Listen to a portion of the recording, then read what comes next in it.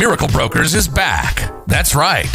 We're fully reopened and back to work. Our agents are here to serve you with all of your packing and shipping needs. Need to move? Don't worry. Give us a call today. Collect a package, shipping around the world, or straight to Cayman? You got it. Give us a call on 949-5989. Collection by personalized appointment only, where our dedicated agents are on standby to personally assist you. Don't forget to wear your mask, maintain social distancing, and one person per appointment. Check us out at miraclebrokers.com today. You're now tuned in to the Cold Hard Truth, Cayman's #1 hard-hitting live podcast show, where we feature some straightforward conversations on political, social, and celebrity news and all things happening in the Cayman Islands and around the world. This show was created to give the people a voice and a means of being involved and informed without any filters. Sometimes it gets crazy, but we always keep it real. We bring you the tea, piping hot, so grab your favorite beverage and join the conversation via WhatsApp at 324-1612. Email tips at CaymanMarlRoad.com. Now, here's your host, Sandy Hill, broadcasting live from the beautiful Cayman Islands.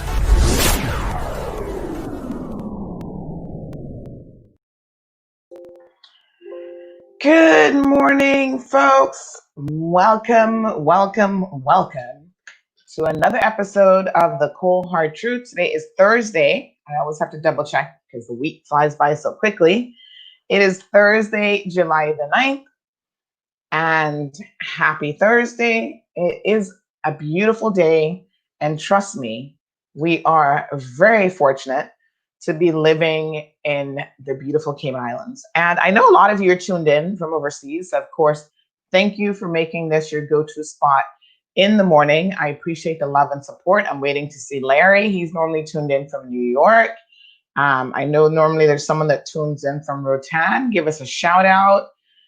Anywhere in the world that you are. Some people tune in from, is it Denver? Yes. I'm waiting for Louis from Denver. I'm waiting for who else? Somebody else from, is it California? Listen, we've got folks from all over, so we love it when you guys tune in. Good morning, Marion. She said last night that the morning news segments love it. Roger, we're going to be talking about that situation here shortly. Cecile, good morning to you, my dear. Thank you so much for joining us. And we've got Morna, who is also tuned in. Morna, thank you. Evelyn, yes, Evelyn is here. Good morning, darling. Good morning from the Cayman Islands. Yes, do you guys not love the new show intro? So listen, one thing about me that I believe is in constantly improving. And we are in 2020 now, and this is our third year as of June of Cayman Marl Road being around. And we can't just keep it same old, same old. We always have to try to improve and do better. You know, we've got our correspondent who's in the region now, and she covers regional news. We're just getting better by the day, expanding the scope of what we do. You know, we had for over a year now, a redeveloped website. We are working on content, making sure that the little mistakes that sometimes trip us up, you know, we're trying to catch all of those things. And then in terms of our branding, we are doing our best to ensure that the branding is on point. So in the world of podcasting, videography, news, content creation, this is what you call level up, people. You got to level it up, bring it up to the next level. And that is precisely what we are doing. So I've got something, this left eye, you guys know this left eye is always going to give me a little bit of issue here because let me just get my wipe. It is the sensitive eye is what I say. I don't know why that is, but it is.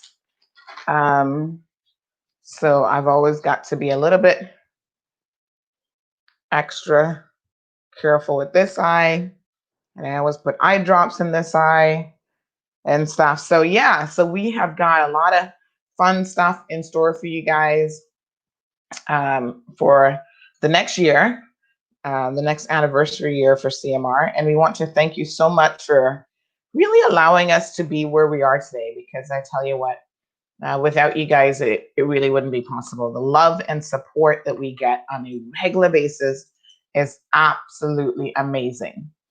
And there's so much more for me to learn. You know, I don't ever claim to know it all. At the end of the day, this is a learning process. And the day that I am not learning means that's it. Life is done, right? We always have to be in learning mode. So thank you guys so much. Morna is loving the lipstick. Thank you, Morna. Liz, good morning to you.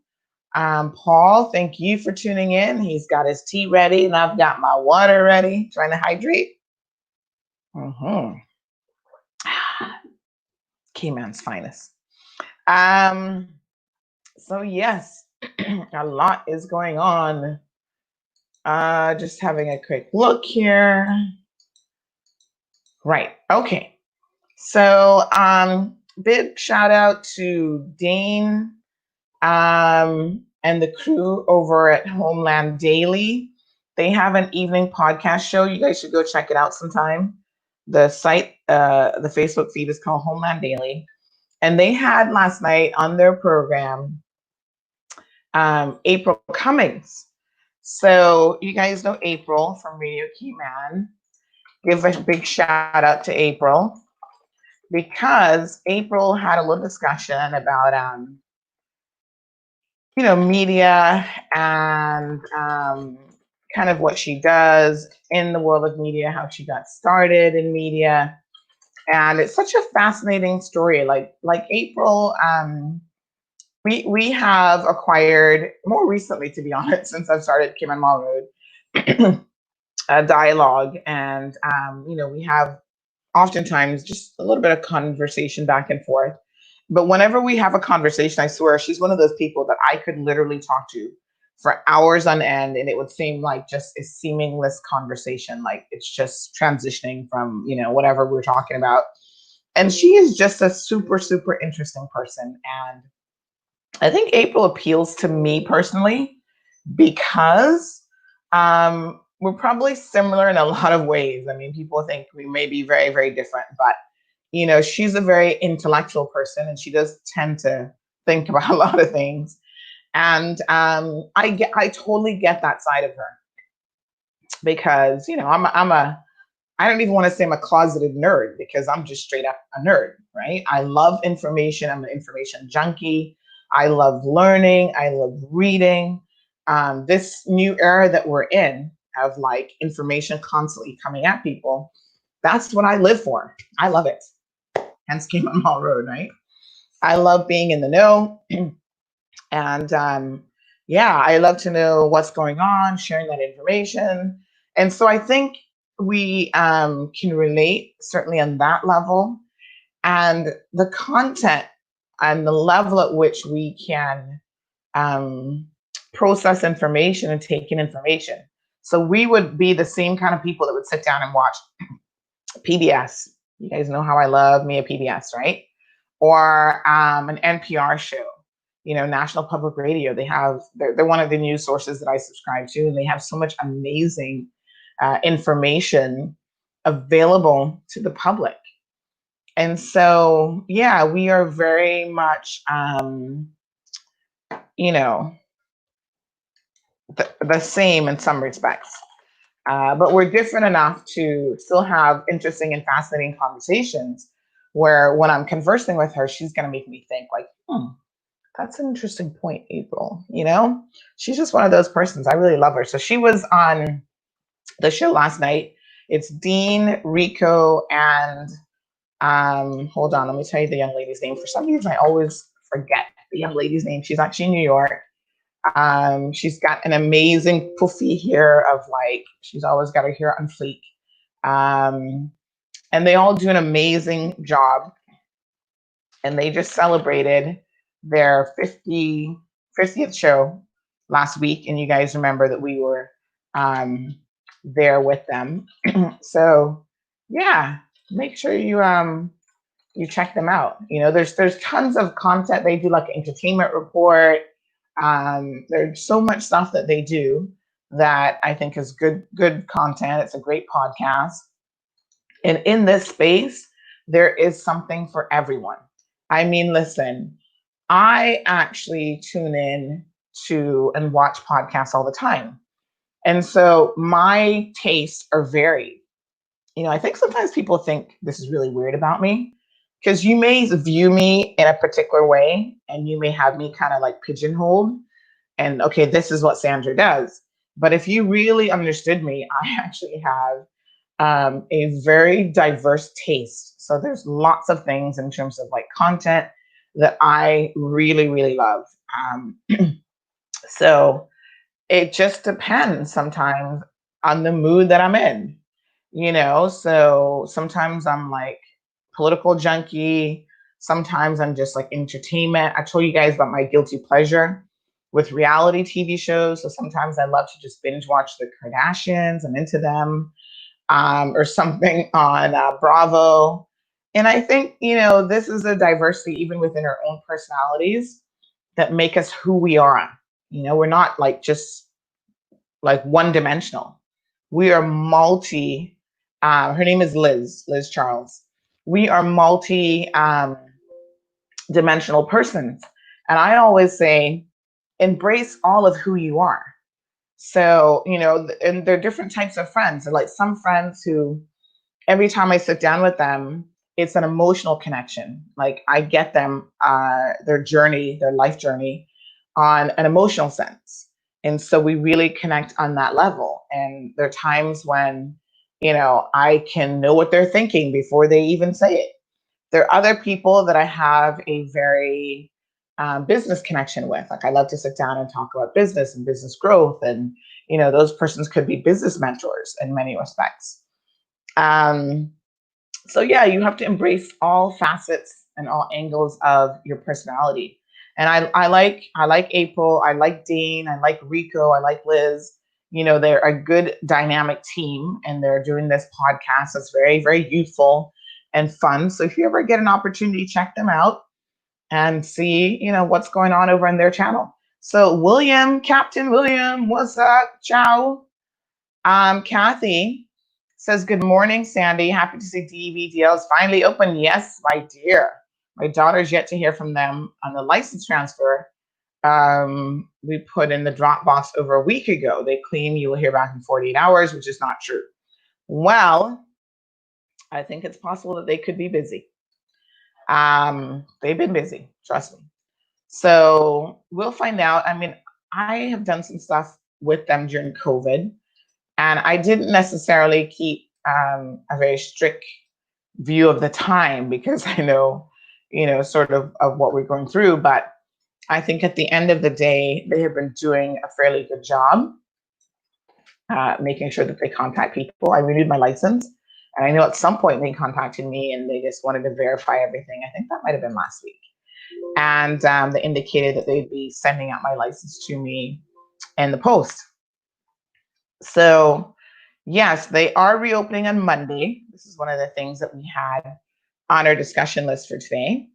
So they are reopening on Monday, and I'm going to tell you exactly what you can expect. So social distancing, obviously, is going to be in effect, and you have to make sure that you're cognizant of the fact that if you go there like on Monday when they reopen, they're probably going to be a little bit busy. So I would say take your time and don't expect that it's going to be like just a 10, 20 or half an hour wait. You might be waiting for a while because there will be other people who didn't have online access, who are still seeking to get things done, and they're going to jump up on Monday and be one of the first persons in line. So the Department of Licensing, what's it called? Department of Vehicle and Driver's Licensing, DVDL, will be commencing their regular business hours starting on Monday, July 13th, which is this coming Monday. And they're encouraging people, though, that, if you can't use online services, by all means, continue to do so because that will make their lives a lot easier. But they appreciate that there are people who can't, and so for what's it called, forward facing customer service, they have to engage in, but they are part of the e-services portal. You can do your driver's license renewals. You can register your vehicles. They had a specific system in place during COVID that they were for emergency persons or persons who had an exemption letter. You could get your inspections done by appointment. Otherwise, they were giving you a waiver basically for whatever period of time that you were renewing. So I think they did either 3 or 6 months with options for renewing your vehicle. Now, some of you might have renewed it for 3 months or 6 months, and now that's going to be expiring soon. And so you need to ensure that you get your vehicles inspected.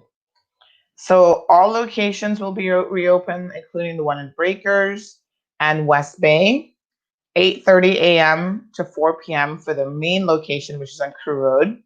And then Breakers and West Bay are Tuesday to Friday, 10 a.m. to 6 p.m. And I knew that in the past, West Bay location in particular, I've not been to the one in Breakers, to be honest, but the West Bay location one was really easy to get in and out of. So you made your appointment, or you just not made your appointment, sorry, you just showed up. You waited like maybe 10 minutes and you were in and out. Now, of course, do keep in mind that that particular location is smaller. So in terms of social distancing, you'll want to be mindful of certain restrictions there. So it could very well be a situation where you're going to be waiting outside for a little bit. So be prepared. Take a flop out chair or whatever. So Louis, there you are, Detroit. I think I'm always putting you in a different state, First, I think I'm always in Colorado for you. Yes, Detroit, Michigan. Hello, Louis. He's reporting in to us. Thank you so much. Barbara says, what color is your lipstick? I like that. I'm going to have to look that one up, girl. I've been trying different little things recently. So again, talking about the diversification of our personalities, there's some people who are all into this makeup game. Big shout out to Cindy. Big shout out to Misha. They are on fleek with the makeup. I mean, trust me, they can do the little wingtip eyeliner and all that kind of stuff. I'm really not that into it, but I appreciate it for what it is. There is an artistry that is, I think, involved in it. So yeah, some mornings I get up and the most I'm going to do is a lip gloss, but I'm like, let me just change it up like sometimes. So this one is, I know that it's one of those matte lipsticks. So it's not like shiny, it doesn't have a shimmer.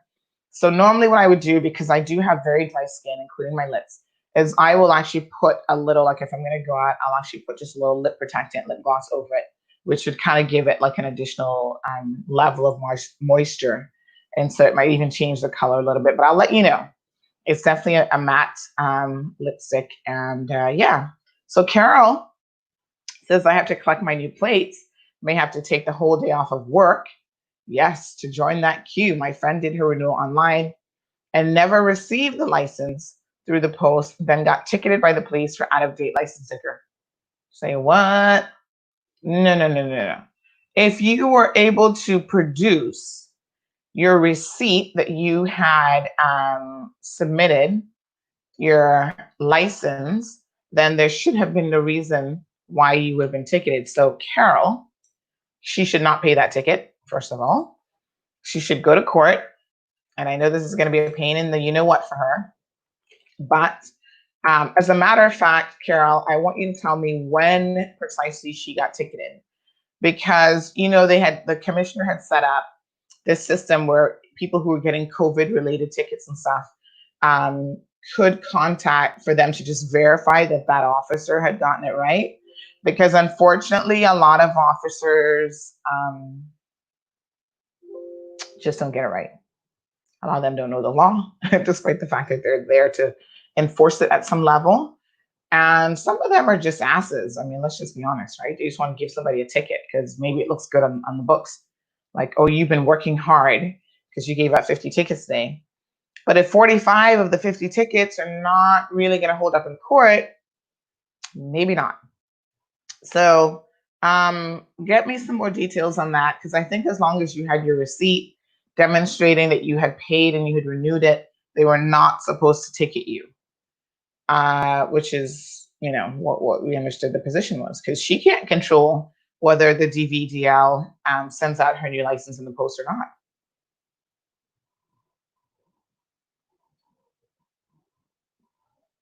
Okay, so Carol clarifies it was pre-COVID, and I think they did let that go, but she did get a speeding fine as well.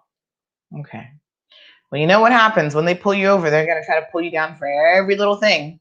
So if they pull you over for speeding, they're going to be like, busted taillight, speeding, expired driver's license. You're giving the officer an annoying look, because that's a criminal offense. Remember, annoying someone can be a criminal offense. All these things, and they're just going to try to rake up as much money on the one ticket as possible. Good morning, Marshall. How are you?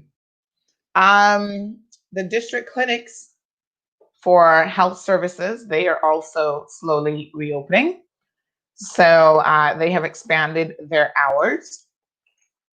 So let us have a look at that before we get into some other interesting topics. So basically, it does depend on the location. And so they provided a whole list of hours by location for the district offices, or district clinics, sorry. So it's like Monday, Tuesday, Wednesday in West Bay, it's 8:30 to 4, which is pretty much a full day. Wednesdays is 8:30 p.m. I think they meant 8:30 a.m. to 8:30 p.m. Now I'm reading this, I'm thinking, hold on a second. This says 8:30 p.m. to 8 p.m. That can't be right. Give me 1 second. I'm going to fix that, because we would have simply copied what they provided, but clearly that cannot be right. So let me just double check what health services sent us,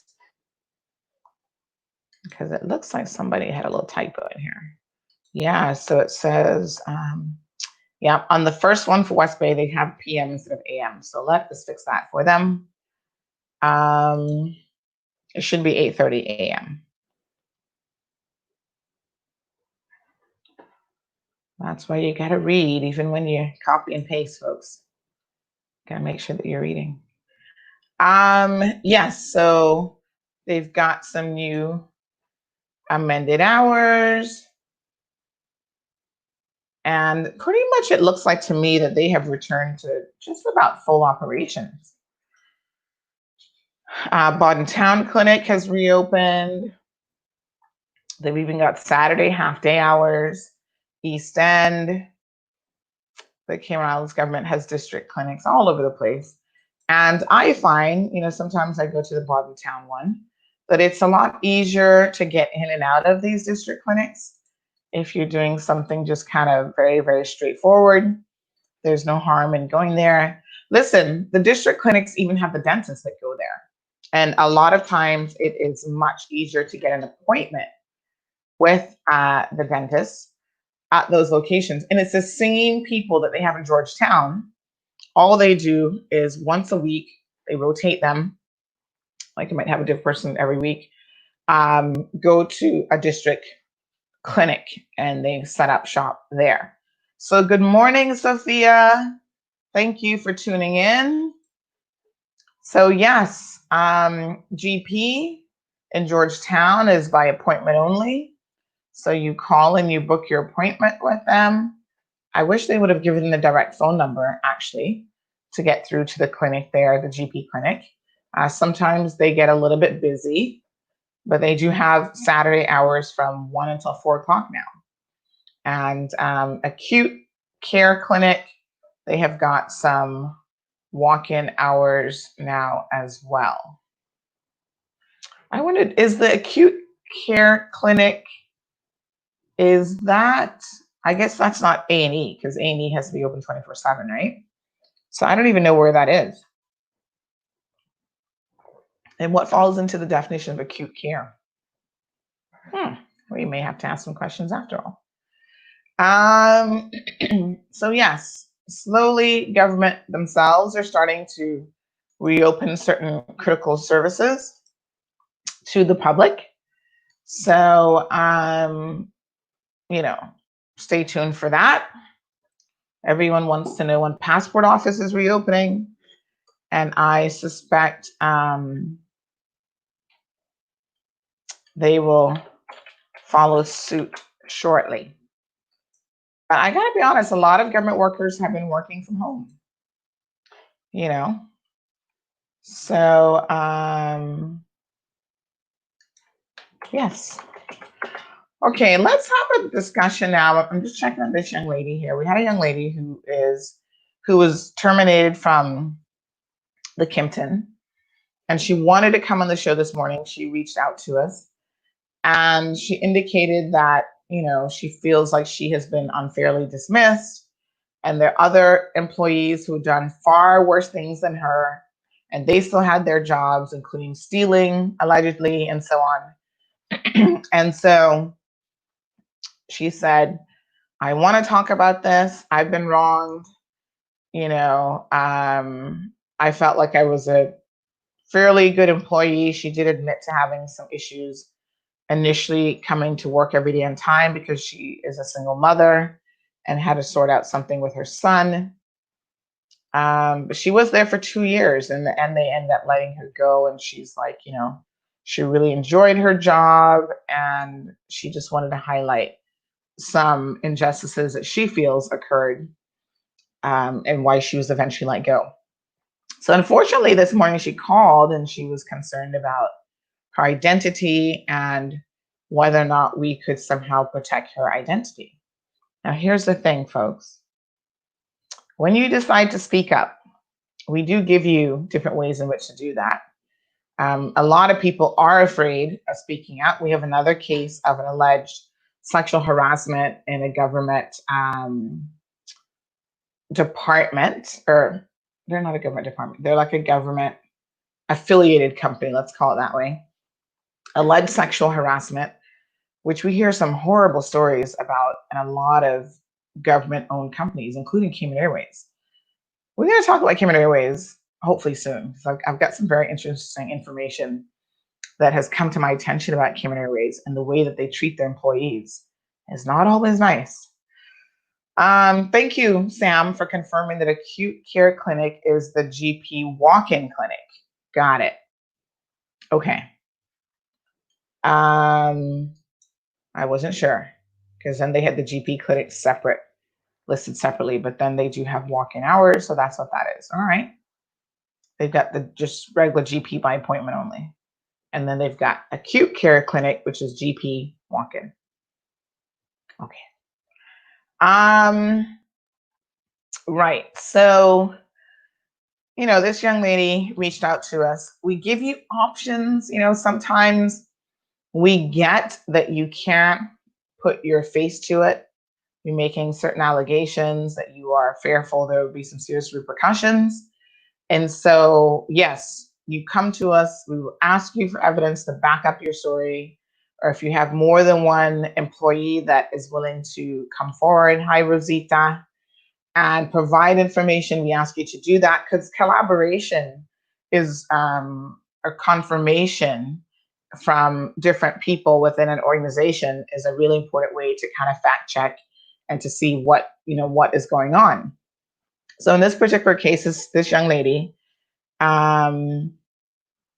wanted to, join the show this morning and express herself. And now I think she's feeling, she's having some second thoughts in any event. And she's saying, hey, is there any way that you can protect my face, my identity? And unfortunately, in this format, we don't have any means of doing that at this particular time. But what I would say, one of the first things she said to me is, I want the Cayman Islands people to hear me. I want to be heard. I want my voice to be heard. This is exactly what she said in her messages to us. If you want your voice to be heard, sometimes you have got to be willing to put your neck on the line, right? Tell your story truthfully and with conviction, whatever it is that happened to you. And am I going to lie to you and tell you there may not be a price to be paid for doing that? Of course not. There's always a price to be paid for speaking up. But if you never speak up, if you never choose to fight the system, what will ever change? If we all remain in this mode of, I'm too afraid, I don't want my face to be known, I don't want my voice to really be heard, then nothing will ever change. They will continue to abuse anyone that they can. Caymanians, expats, anybody. And honestly, at the end of the day, the question becomes, when will you speak up? Maybe when it's too late, maybe when there's nothing else to even speak up for, or nothing else to fight for. And then obviously it is a little bit too late, right? So I totally understand the choice that people are making and how difficult this can be. And I know what I'm saying to you is not something to be taken lightly. I have paid the price for speaking up, even way before I was kind of considered someone in the public space, just speaking up on the job. When I first came back to the Cayman Islands, I worked for Maples and Calder. So I came back to Cayman with the intention of going to law school. And I did that. And in order to make that transition and, to help myself out, I thought, right, it would be a good idea to, because I've always seen myself as a lawyer from the age of, before I was 8 years old, I was telling my dad, I want to be a lawyer. So he said, okay. But of course, scholarships are useful to have. Being in a legal environment is useful experience. So I thought, why not go to a law firm? So one of the first things I did when I came back is I started working in a law firm. And funny enough, at first I was actually at Walker's, and I wasn't there for very long before I was applying, to different law firms for scholarship opportunities. And Maples offered me a scholarship opportunity and a job that was better than what I had at Walker's. So I said, okay, this is all about moving up the ladder, right? So I went to Maples, and back in those days, Maples was probably a lot different than it is today. I don't know how much it has changed, but it was, quite interesting back in the day. So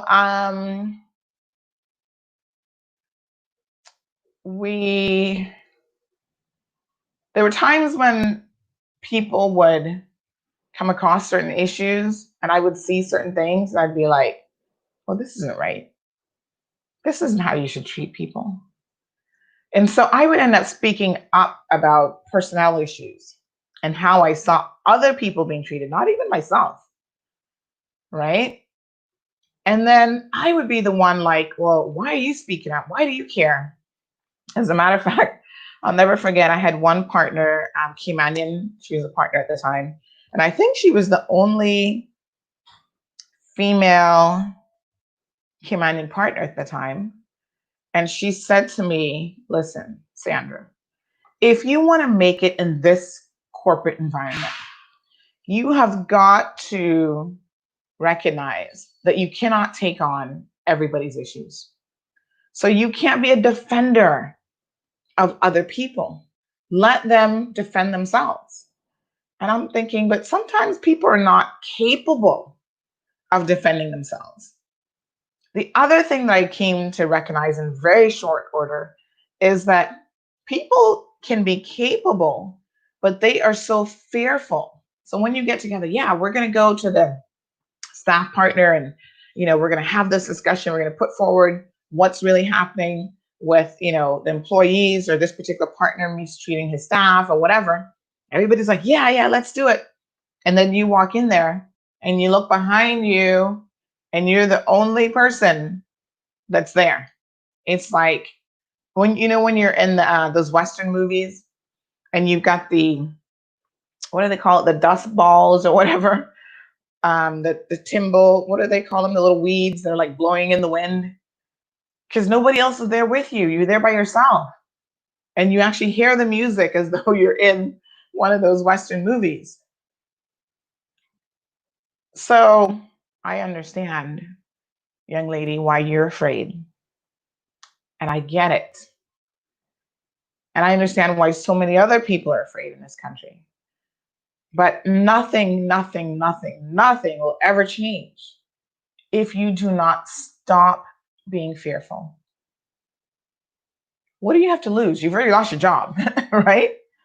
They've already put you in a position where if you go and apply for another job, chances are they're going to be like, why did you get fired from the Kimpton? And you're not going to have an easy time getting a job in any event. So why not take this opportunity as a learning opportunity for both yourself and maybe to help other people, to open the eyes of other people? What is happening in this country where people feel like they have so few rights in the workplace, where they can't voice their concerns with management without repercussions? I was telling you guys about the Cayman Airways thing. You're going to find some of that when we eventually get to that discussion to be very, very interesting. It's like Cayman Airways is still operating out of the 1960s. It's a very misogynistic environment from what a lot of persons have shared. So ultimately, every individual has a choice to make. You can choose to do nothing, or you can take the bull by the horn and say, you know what? Whatever the cost is, I'm going to speak up, because one day, if I do not speak up, the very right to speak up will be taken away from me. Rosita, good morning to you. Elizabeth Moya, buenos dias, ¿cómo estás? Elizabeth and a lot of her Spanish friends will know that over the weekend, that young man got buried. German, I think is how the Spanish folks would pronounce it. Vallecillo. His mom actually lives in the Cayman Islands. At the time that we originally did the story, I didn't realize that she lived here. She works for apparently DVDL, I understand. And his brothers live here. And so I think it was Saturday that they had his funeral service. His mom flew in to Honduras on a private jet, and she was permitted to attend her son's funeral. Can you imagine having to bury, I believe that's her eldest son, after he was shot down in the streets like an animal, like a dog? I mean, his life was just taken so viciously. And they initially had arrested a few persons, and then we heard that they had kind of like one primary person of interest. But by all accounts, it seems like this was a politically motivated killing, because he had expressed some interest in running for mayor. And in Honduras, unfortunately, a lot of the gangs are connected to political parties one way or the other. And so if you don't have their support, they're going to take you out, literally. They're not going to wait for the election. They're just going to kill you. And someone shared with me some of the other persons who had, even in the previous week in Honduras, lost their lives to gang activity. And basically what they said was, this is nothing new in Honduras, unfortunately. It's just that he was such a foil of the sun kind of person that it was shocking because of who he was. He was a very public figure. And so they actually had a procession on Saturday. I'm actually going to put it up. I know it's already a couple of days later, but I will be putting that up. But yeah, the rumor, the talk on the street there is that he was going to run for mayor. And basically, it was a hit job. Somebody didn't want him running for mayor.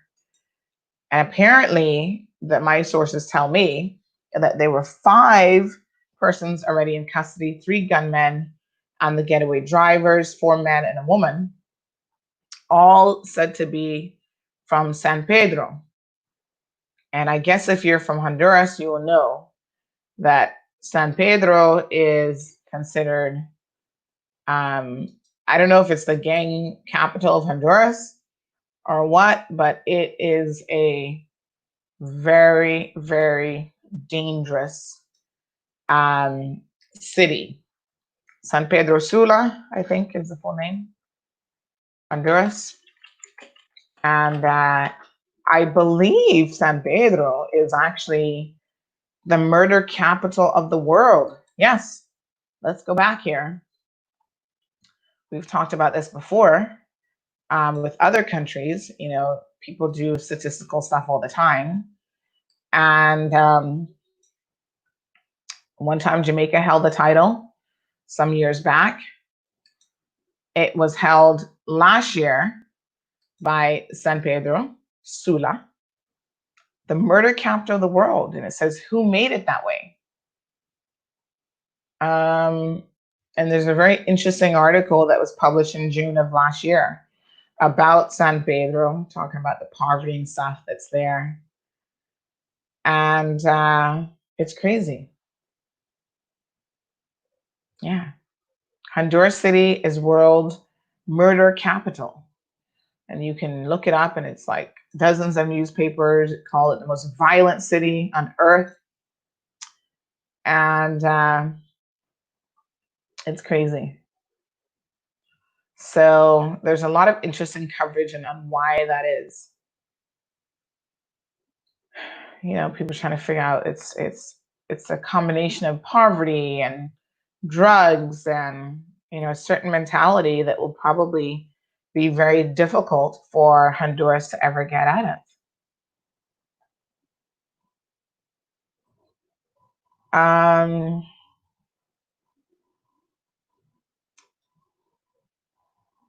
They have a lot of gangs that are there. They deported a lot of gangs out of the US who had gotten into the US either illegally or, you know, they have this thing now, once you've committed a felon, they can deport you.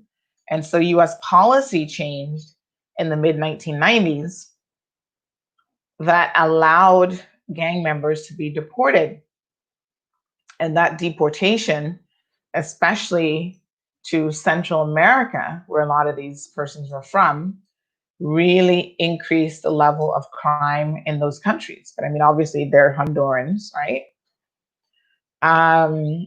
They're talking about Mara Salvatrucha 13, Barrio 18. They're the 2 largest transnational gangs. So transnational, they've got connections in the US and California and so on. And then once they deported certain members to places in Central America, including Honduras, they obviously contribute to crime in those countries. So they actually, the US deported over 129,000 convicted criminals from 2001 to 2010. And 44,000 of those went to Honduras. So, you know, they were like, new turf. And this is what they did. So it's interesting to read about this and sort of what causes it.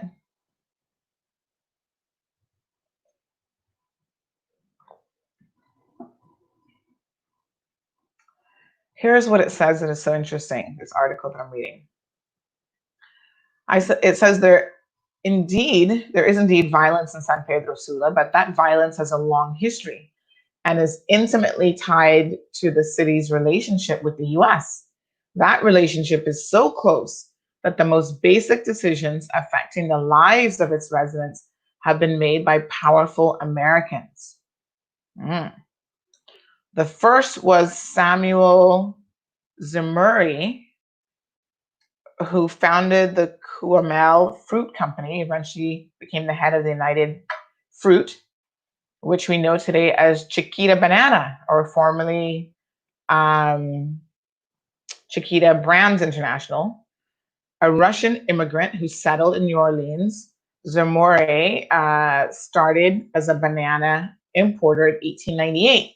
And then in 1910, bought 5,000 acres along the Cuamel River near the small town of San Pedro, where he made the headquarters of his banana empire. And then it goes on to talk about this. I'm not going to get into too much details, but it's just amazing how we try to look at things in a very compartmentalized way. So we're like, oh yes, San Pedro is the murder capital of the world, but we don't always want to discuss why that is and how a Russian man, Americans, all these people have contributed, as well as the Honduran people and the Honduran government, have really contributed to the problems that they have. You know, a succession of generals governed Honduras from 1963 to 1981, taking bribes from United Fruit, and tolerating the growing drug trade. At the end of the period during the presidency of Ronald Reagan, the United States began using the country as a base to overthrow the Sandinistas, remember that, in Nicaragua, and to train the Salvadoran army to defeat the FMLN in El Salvador's civil war. So again, the Americans have played a part in the mess that's there. Honduras has its own small guerrilla movements back in the 1980s.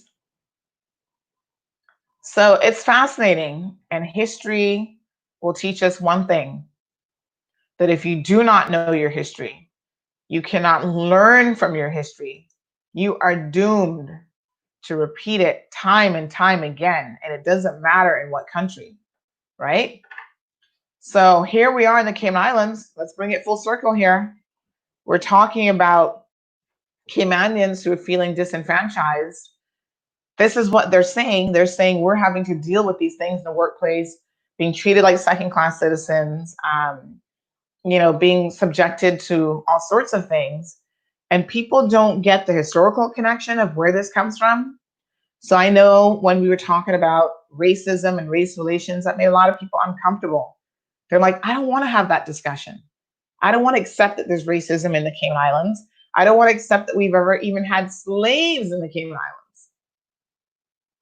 And not even being willing to discuss it means we can't come to any viable understanding of what transpired and how we as people can transcend that, how we can grow from it, how we can put systems in place that give people equal opportunities, that protect the vulnerable people in our communities.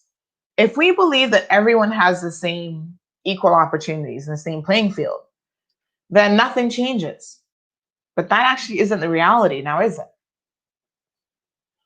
So historical things happen, they contribute to situations, can contribute to crime, contribute to the breakdown of the family. You know, I was talking to my aunt recently about what has happened to the Caymanian family in light of this young man again in Northside who had attacked his stepfather. And she was saying it was so different back in up until, in her mind, like the 60s, 70s, 80s, whatever. Like, parents were more actively involved in the lives of their children. And she has a slightly different theory than I do. I think the issues have been simmering for a very long time. This isn't something that has just happened in one generation. And in fact, when you look at certain families, you can go back 4, 5, or more generations and see the dysfunctions in that family and why they struggle as a family and why they have criminals down the line. Every single generation is a new, development. And of course, they're getting smarter, they're getting better, they're getting more violent of criminals in our community. And there are many factors that contribute to it, such as the fast-paced development, economic development, infrastructure development that this country has seen. But we have not taken the time and placed the resources in place to really help our people develop along with the economic success. So all of a sudden, our people in the 80s had more money than they knew what to do with. Some of it was connected to the drug trade, let us be honest. Some of it was, all these offshore companies wanting to be incorporated to hide money and launder money and the whole 9 yards. But we enjoyed a level of success where you were getting, the money was flowing. The money was flowing in the economy, and you could have a menial job, and back then still afford to get a mortgage, a house, a car, all these things, and live a really good lifestyle. Walking around with the biggest pendant on your neck, weighing you down with diamonds and emeralds and all sorts of stuff. People in Cayman lived a very flashy. Listen, I remember as a kid back in the 80s and 90s, I would come back to Cayman, and I didn't really come home a lot when I lived overseas, but I would come back and I'd see everybody walking around with all these beautiful pendants and all these earrings. And I'm like, I even thought, gee, is everybody in the Caymans rich? I mean, who walks around? There's like nowhere else in the world that I see everybody walking around with a gold coin. And these are like huge gold coins that are like, embedded with diamonds and all sorts of gemstones. I thought, wow. So we had the economic opportunities, economic growth up to a certain point. Now we see with the increased cost of living that it's not really long-term growth. But, people didn't think, what's the long-term plan? Oh, people are happy in this moment. Let them enjoy being happy. No. Are these people educated? What will be their long-term opportunities? Will they be able to ensure that their children appreciate the value of becoming professionals, of getting an education? And most of us, our career goal was to get a job at the bank as a bank teller, counting all this, drug money. But those days didn't last forever, right? So those jobs are now menial jobs. You don't necessarily need a qualification. You just need to know how to count a little bit. And even the machines do that for you. But at the end of the day, there was a price to pay for all of those things. People were out working 2 or 3 jobs to keep up with the Joneses next door and to have another gold coin around their necks. And that meant then that somebody else was raising their children, passing on their values as well. So there's a lot of complexities involved in some of the issues that we face. But we haven't gotten that bad yet where we can't recover the situation. And this is part of the reason why I'll stand up here every single day and say, how can we make it better? What can we do? If I can reach out to one person, one young lady, and impress upon her, even the decisions that she's making as a young person. Why are you having 4 or 5 children and you're not even 30 years old yet? Why are you continuing this cycle of poverty from one generation to the next? Knowing that not only are you not going to be able to feed your children and give them some of the most basic of things, which I'm sure you want to give them the best in the world, but with no education yourself and with 4 mouths to feed, how exactly are you planning to do that? What's the plan here? Because people don't even think about it. They don't think about, how am I going to make this happen?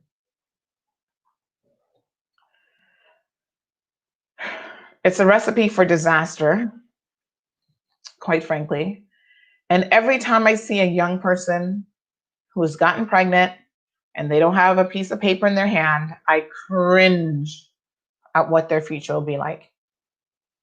It literally makes me sick because they don't even understand the path that they have started. And it's not that every young person that gets pregnant is going to have the 4 or 5 children, but the chances are the younger you start, the less qualified you are. You're not thinking about the decisions that you're making in life. You will continue to repeat those mistakes. And then you're going to attract these young boys who don't care about anything except sex. They don't mean you any good. And they obviously don't believe in using protection, and neither do you, young ladies.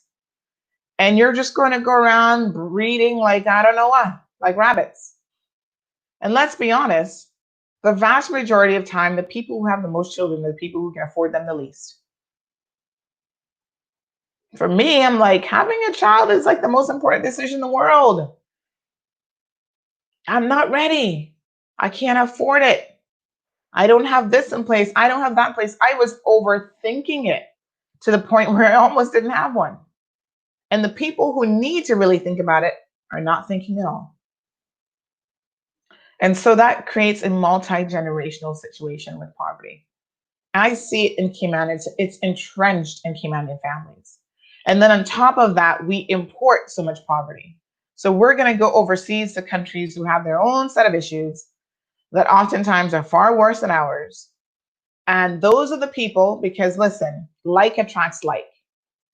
You know, there's this whole concept of, I'm not going to really get into this too much, but the law of attraction. The law of attraction is actually very common sense perspective, right? So if you are at a certain level in life, certain educational level, just certain mentality, you think a certain way, you're not going to normally attract someone who's going places, someone who themselves are trying to get an education.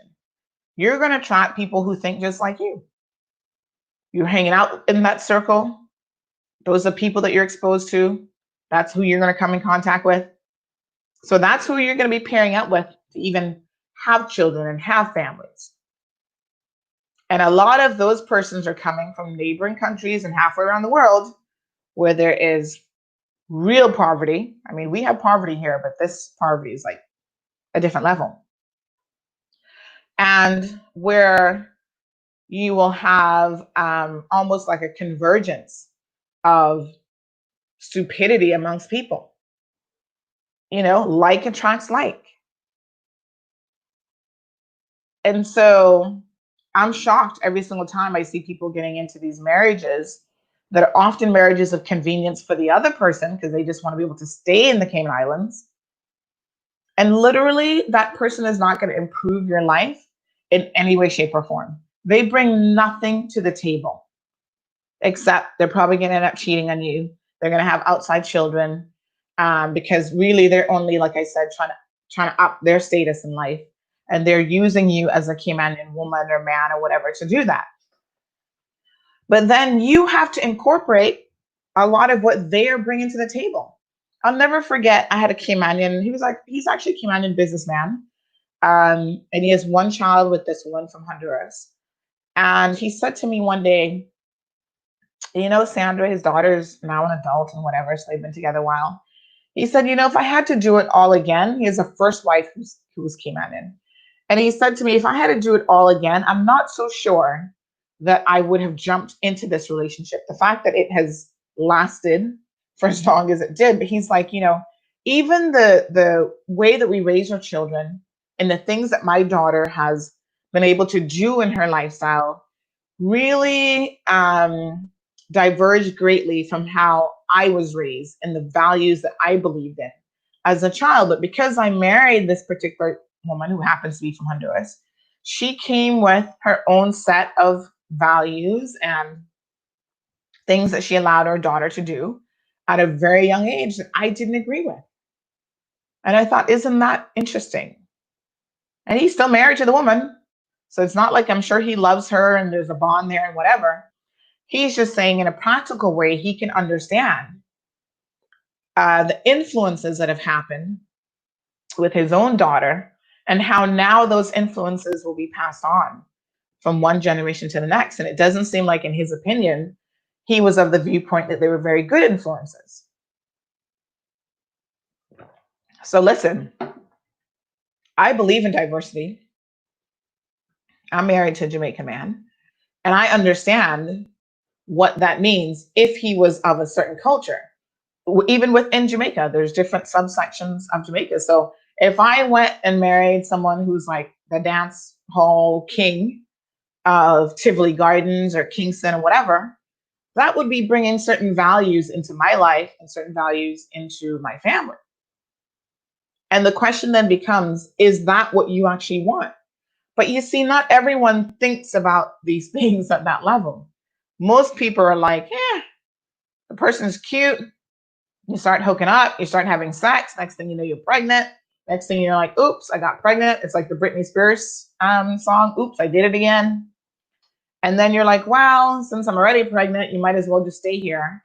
So I'm going to marry you now, compound the situation even worse, give you legal status here, and you're here forever. Whether you have a criminal past or whatever kind of history, doesn't really matter. Now you're entrenched and you become part of our Caymanian family. And I just wish that people would think a little bit more about the personal decisions and how it impacts the larger community. So yeah, it's your life. You can marry anybody that you want. But the people that you marry and the people that you import into the Cayman Islands has an impact on everything that happens here. Like gang violence that it was imported in, that mentality, right? We've got our homegrown criminals. Do not misunderstand me. This is not an anti-expat conversation. This is about appreciating, just like in Honduras, how violence is a very complex situation, right? And how, as a result of that, let me just see. And how, as a result of that, everything that you do can add a layer of complexity to our social issues. And yes, we can adopt social issues from other people and other places. Good morning, Sue. Tania says, joining from Jamaica, checking in. Sorry I'm late. Better late than never, honey. Hi, Scott. Thank you so much for tuning in. We were talking about the reporter in Honduras who got gunned down last week in broad daylight. He was buried on Saturday, and trying to understand a little bit about the violence in not just Honduras, but even the Cayman Islands, Jamaica, all over the world, and how violence is oftentimes a product of a lot of other things.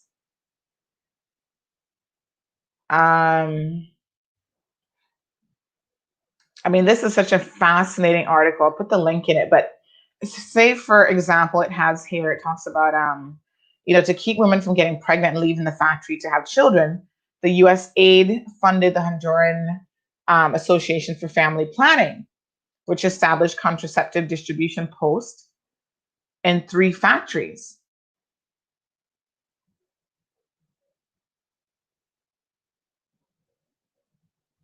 And they talked about, the young girls that were working in Honduras from 10 to 14 years old in these factories. There's a lot of influences of the Catholic Church in Honduras, and how that has had a negative impact on the people of that country, including their lack of access oftentimes to contraceptives and being forced to have children at a young age. There's sexual abuse that's rampant. Children are often molested and raped. I had a mother recently who's here in the Cayman Islands working and talked about how her daughter at the age of 6 was raped by someone in Honduras, a man in Saiba, and he was HIV positive.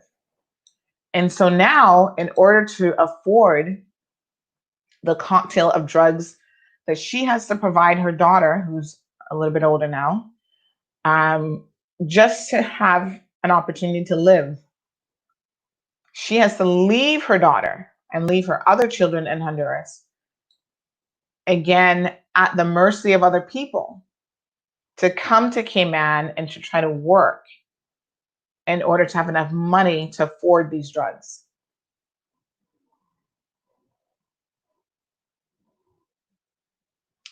It's crazy. And it's very much, a conversation that I think needs to be had.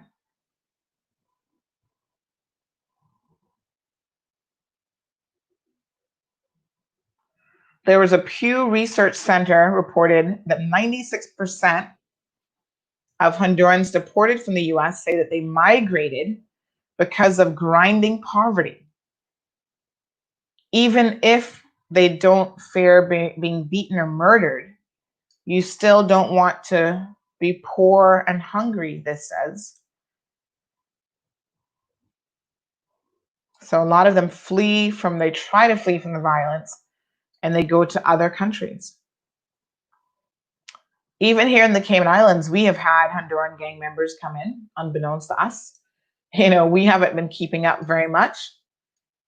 Sometimes they walk around with their gang tattoos, and it wasn't until some Hondurans started to alert the local authorities that, hold on, do you guys know you just granted a work permit for a gangster, a dangerous, deadly gangster?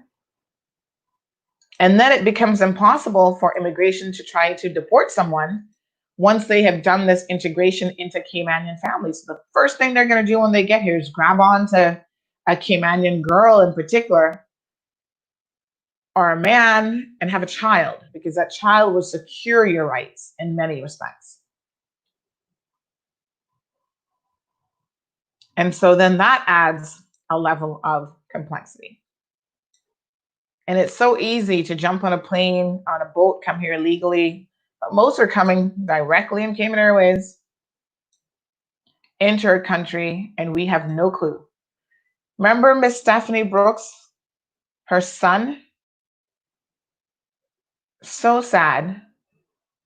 But he got involved with this woman and didn't know that she had fake papers, fake ID, fake passport. And,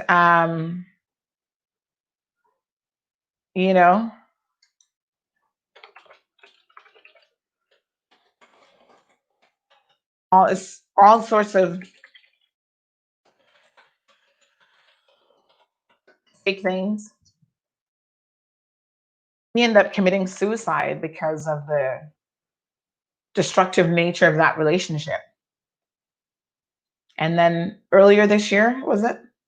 We saw her being featured in the Honduras news that, oh, she's part of a gang, a very dangerous gang in Honduras. You guys were surprised. I wasn't. I'm like, how do you think she got fake papers to begin with? And make it very clear, that was the second Caymanian that she had come here and got married to, again, in order to secure herself. And unfortunately for her, because of the nature of what was going on in that relationship,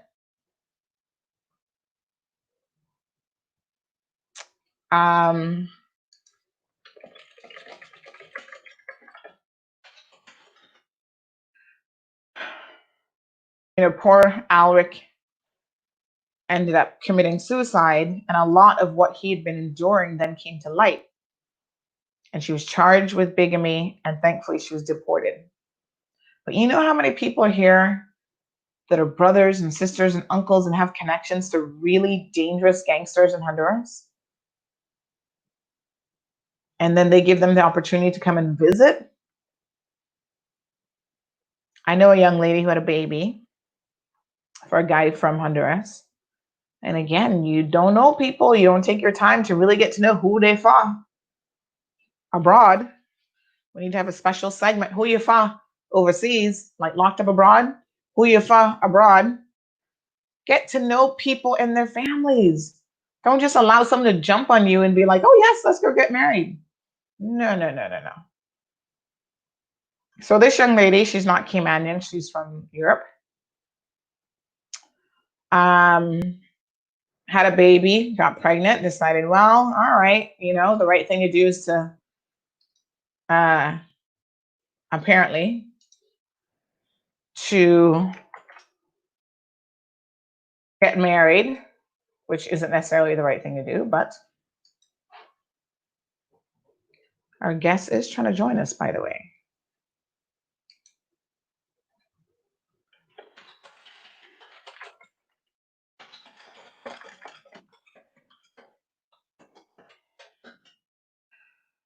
And yeah, so during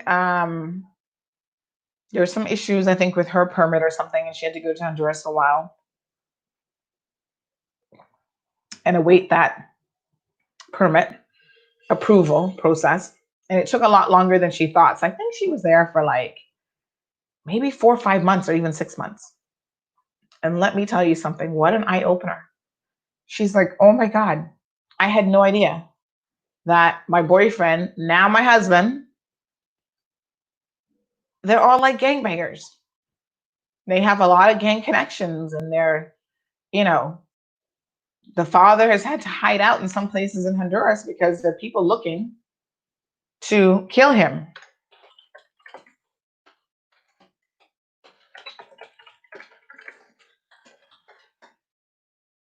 And now she's thinking, I've just had a son with this guy, so we are tied together forever.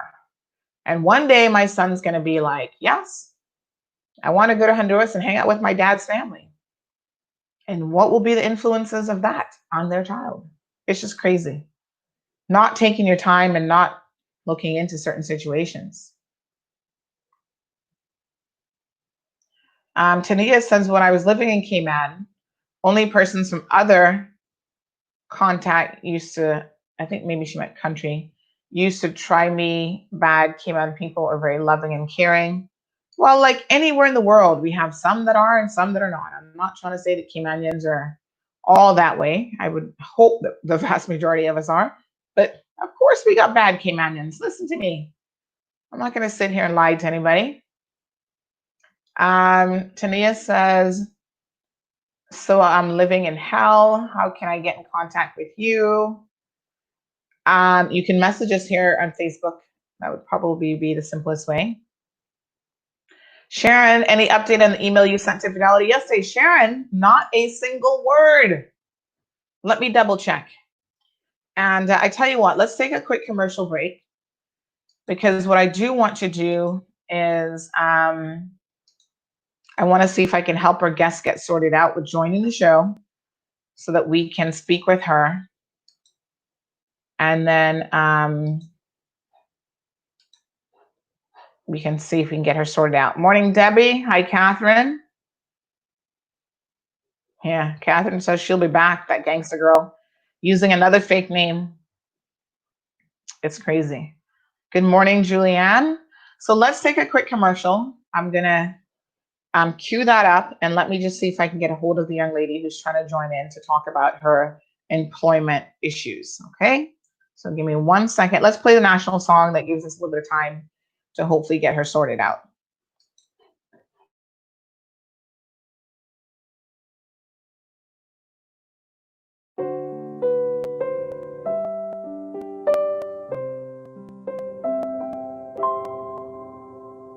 Oh, land of soft, fresh breezes, of verdant trees so fair,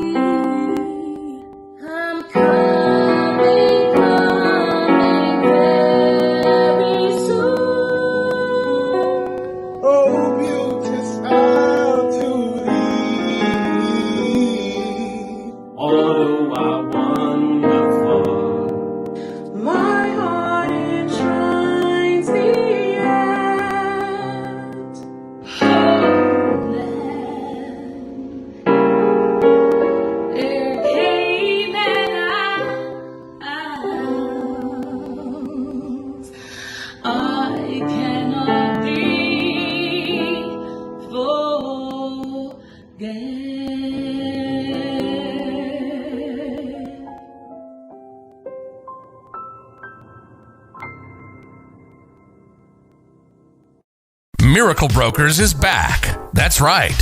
We're fully reopened and back to work. Our agents are here to serve you with all of your packing and shipping needs. Need to move? Don't worry. Give us a call today. Collect a package, shipping around the world, or straight to Cayman? You got it. Give us a call on 949-5989. Collection by personalized appointment only, where our dedicated agents are on standby to personally assist you. Don't forget to wear your mask, maintain social distancing, and one person per appointment. Check us out at miraclebrokers.com today. All right, folks, welcome back. We're still trying to hopefully get this young lady sorted out. I do see that she is actually trying to join in. So we will continue to give her an opportunity to sort out those tough technical difficulties. So if you're just joining the program, good morning to you. It is 8:34 in the beautiful Cayman Islands. Catherine says, some people will marry anyone to stay where they think the grass is greener. And listen, marriages of convenience are a real thing here in the Cayman Islands, and it happens all the time. And it's unfortunate because, like I said, normally the people that the Caymanians are marrying, that they're getting the benefit, and some Caymanians are so stupid. They're going to marry someone who like, oh yeah, I'm a carpenter, so I can give you $500 a week or $500 a month because I make good money. And so the Caymanians think, okay, well, I'm going to get something out of it too. And they're not looking at the bigger picture. A couple months ago, I had a conversation with a young lady who's like, well, what is wrong with me? Like if I have a Jamaican friend and they need a job, what's wrong with me taking out a work permit for them if I don't really have a job for them? And I'm like, what? I'm like, what do you think? Now I see you. Hold on one second. Don't change anything. I'm like, what do you think is going to happen if you take out a work permit for someone who has no job? Where are they going to get money from? What are they going to be doing for money? They're going to be working illegally in some way, shape, or form. And that illegal activity may not be something that we really want to encourage. So in many respects, Catherine, we as Caymanians become part of the problem. All right, we have our guests here, so let's not waste any time. I know she had some technical difficulties joining in. Good morning. Good morning. How are you? I'm good, thank you. And you? I'm good. Now, are we going to call you Scott? I see that's the name that you put there. Is that okay? Yeah, that's my last name. Okay, all right, no problem. So good morning, Miss Beulah. Good morning, Jaren. So we've got a bunch of people tuned in listening to you this morning.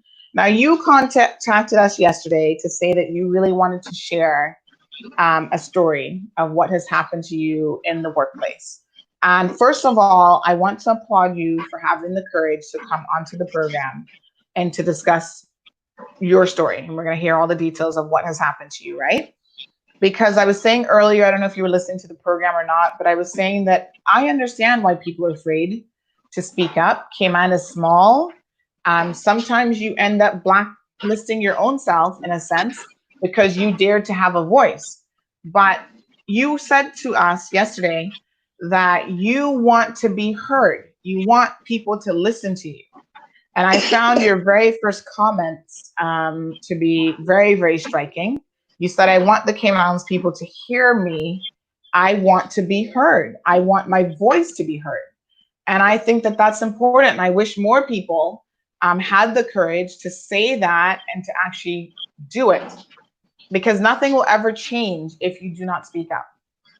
So let's applaud this young lady this morning for taking this very bold step of trying to right a wrong, perhaps, or at the very least trying to share her story so that people are more aware of what is happening out there in places of employment.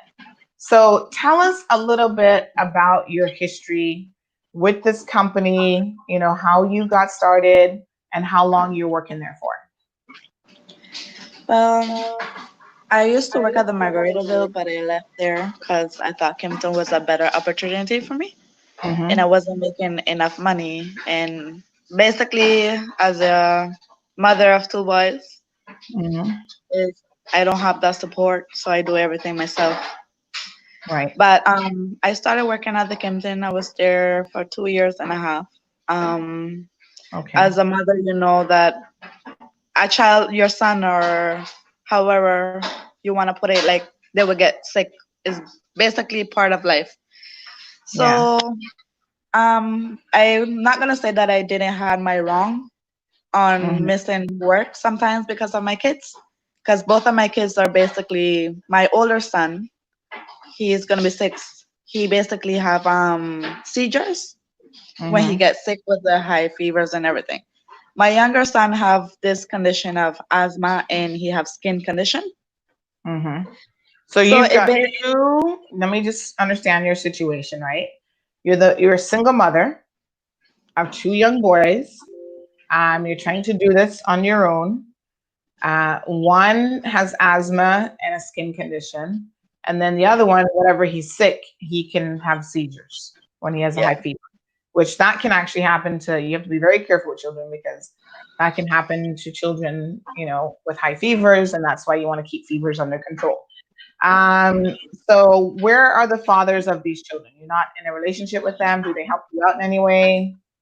Well, I'm still married to the person, but Okay. we're not like we've been separated for a while now, Mm-hmm. and he does help me like when he have it, when he don't have it. But like I'm not gonna say he's a bad father. I'm not gonna say that. He's Yeah. a great father to my kids. He always been there for my kids and me, even to this point that I just lost my job not too long ago too, because of the situation we're in with the COVID-19.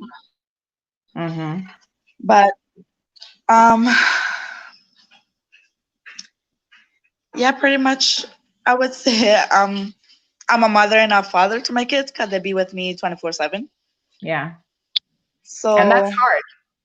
That is very it hard. is, Listen, it I'm is. I'm a mother of a soon-to-be 4-year-old, and there are times that I cannot imagine if I didn't have a supportive husband and father for her, how I would get done half the things that I would get done. And like you said, even sometimes just going to work, it becomes challenging when you don't have that help there. So, what position did you work at the Kimpton? What was it that you were doing? I was a housekeeping Mm-hmm. department basically. I had applied for public area because that was I was doing that for a while, but Okay. they didn't have a position, so the manager there gave me the chance to do housekeeping to Mm-hmm. try out and see how it goes. So I Okay. was doing it for 2 years and a half, Okay. and to the fact that basically I run late most of the times because of my kids, getting Mm-hmm. them ready for school and all of those things, dropping them to school. So I had kind of that issue. But then, like, when I got called in the office, like I said, I'm going to be honest. I got called in the office and she told me that if I Now, don't how improve on how coming how in, far is this? Because you were there for 2.5 years. So how yeah, how long into your 2.5 years was the issue continuing? Like like sometimes being late. right after, like, I would say after like the year So after the first ended, year, yeah. okay. And were you in a position where you could go to your HR manager and say, "Listen, I'm a single mother. I have two boys." Like, did you try to reach out to them and communicate with them and explain your specific situation and maybe ask them to work with you a little bit on the scheduling? I mean, housekeeping isn't really a front facing job. So it's not like customers are waiting for you to open the door.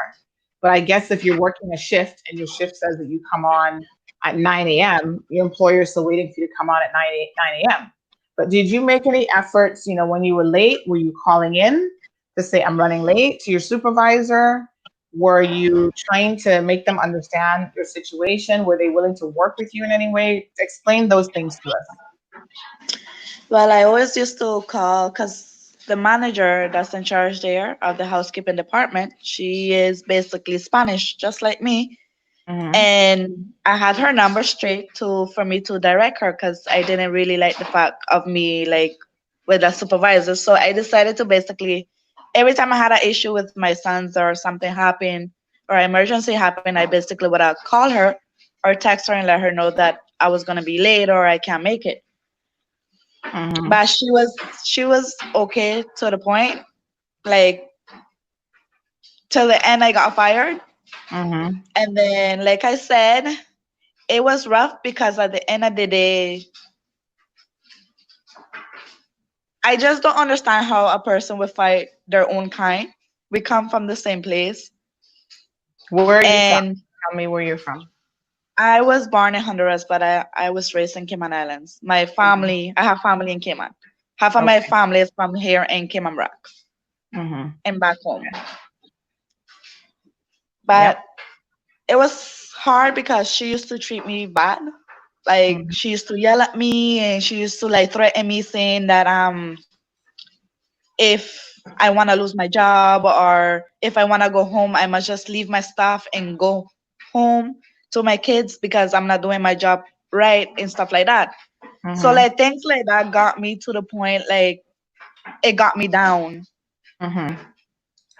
So like I don't know how else to explain it. Like you're not gonna feel comfortable going to work anymore because you have that person like on top of you every day, like checking Mm-hmm. you every day, like coming and look for you in the rooms every day and telling you like to things to make you feel bad.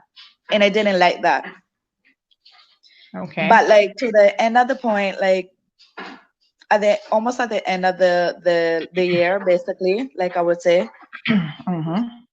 she called me into the office and told me that if I don't improve of me coming in to work early, that they were going to let me go.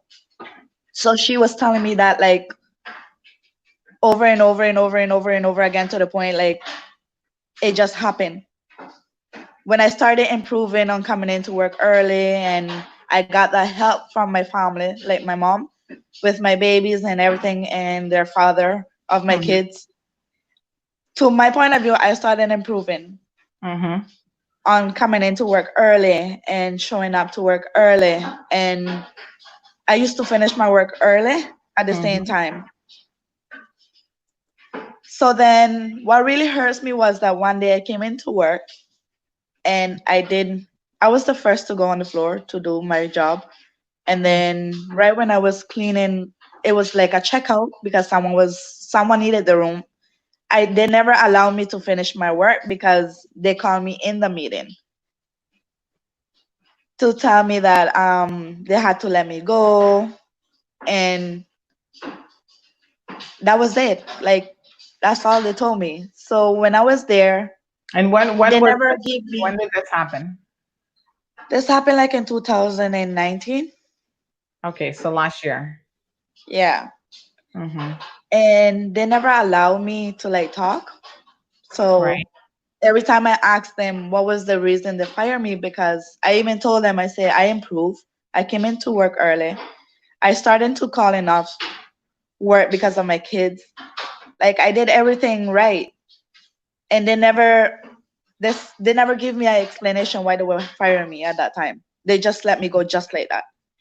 And they had what really hurts too that they had someone from the Kimpton hotel escort me to the lockers to Mm. get my things out of the locker and then just kick me upside like that.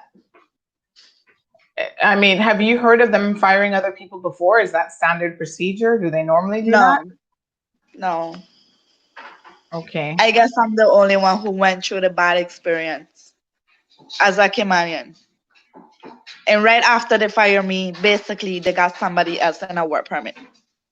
So I knew that was gonna happen. Like I knew basically because I heard from before that they were gonna fire me to hire somebody else that's they're gonna bring in a work permit. And how I see at the Kimpton, they treat people on a work permit way better than they treat Caymanians. They treated me like trash. Like I didn't have no rights to talk. I must keep my mouth quiet at all times. Why do you think? Now we have Even Odd who says, "No, lady, it is your responsibility to maintain standards to keep your job. During the feel bad conversation, did you seek higher authority to deal with the issue?" So he's wondering if you reached out to anyone else who could have assisted within the organization. And also, he's putting some of the responsibility on you, which I think, to be fair, everybody's like, listen, when you employ someone, I'm a business owner, and if I say to someone, your hours are going to be 9 to 5, every day if they show up at 9:30, that has an impact on my business.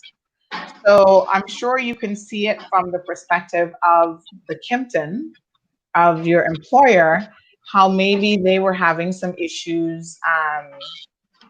And that's why I'm trying to get a sense of, at the time that they fired you, were you still having issues coming in to work late, or were you still missing days because of your children being sick? No, that's the whole thing that I didn't got.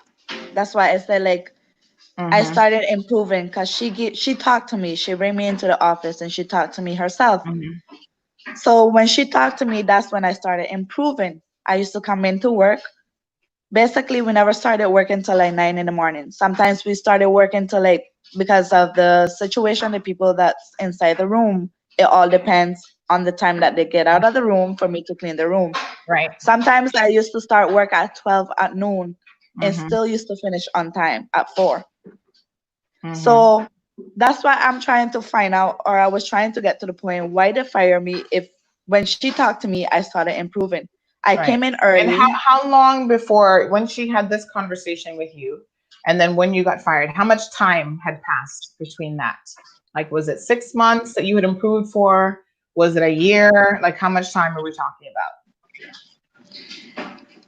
To tell you the truth, right after she talked to me, I started improving.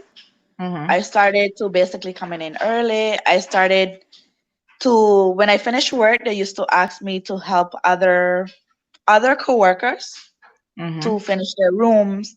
And I never did say no. Like, I'm the type of person that basically I like to help people. If I Mm-hmm. finish first and you ask me to help you, I will come help you. Mm-hmm. But But how much time from the time she spoke with you, right? And you said, okay, I started to make some improvements. How much time passed between that point and when they let you go? Like, how much was it? Weeks? Was it months? How much time was it? about that part I couldn't really tell you. But like I Okay. told you, like right after she speak to me the next day, I started improving because I didn't want to lose my job Because because I had my 2 kids. you can see how it might, in the minds of people listening to the story, they're thinking, Yeah. okay, if you were improving and they gave you 6 months, and for 6 months you had no issues, then that makes this even more of a question mark. Like, why did she really get fired?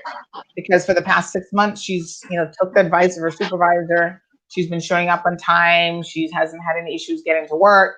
So I think it is a little bit important to understand, how much time may have passed between that meeting with her, where she had a word with you, because then, did she have a word with you like this week, and then next week they fired you, so they didn't really even give you enough time to really improve, or you can't remember any time frame at all? No, like it wasn't like that. Mm-hmm. Like I was there like for 2 years. So like from time I would say like I was improving. I would say like basically she gave me about a week to basically to fix myself. And then they So fired you from after the week. no, they waited till it's like right after right after they fire me, they hire somebody the next day and a work permit. Yeah, that's not. Let me try and back up here. So the question that I'm trying to, or the point I'm trying to understand, right? Okay, at what point, you were there for 2.5 years? At Yeah. what point did she have this conversation with you? Was it a month after you started the job? A year after? Like, at what point did she say to you, "We need to see A these"? year after, Okay, a year basically. after. So Yeah. then you were working for another year and a half, is what you're saying, before they fired you. Yeah. Okay. Yep. And Exactly. during that year and a half, you were coming in early, you were coming in on time, and you were not having any issues with like missing work. So No. it was a longer period of time than when at the point that she actually spoke to you at the year point. So that doesn't Yep. seem like that's the reason then why they fired you. And they never gave you a reason. They never said this is why. No, I try that same day that they bring me into the office. I try talking to them, but the lady that fired me, she never wanted me to speak. Mm-hmm. And even when I asked her what was the reason she fired me, she didn't say anything. Okay. She just looked at me and that was it. Now, just for the benefit of our listeners, by law, and I want to make this very clear because I've had an experience recently assisting someone with this. By law, your employer, your former employer, has to tell you, this is in the labor law, why they terminated your employment. If you ask, and I always tell people, put it in writing, then they are supposed to tell you why. So if you've never gotten a reason why, even to this day, I would email them and say, per section, I can't remember the section number of the labor law, I would like to know why I was terminated. Any HR manager knows that. And then they actually have an obligation to give you a letter.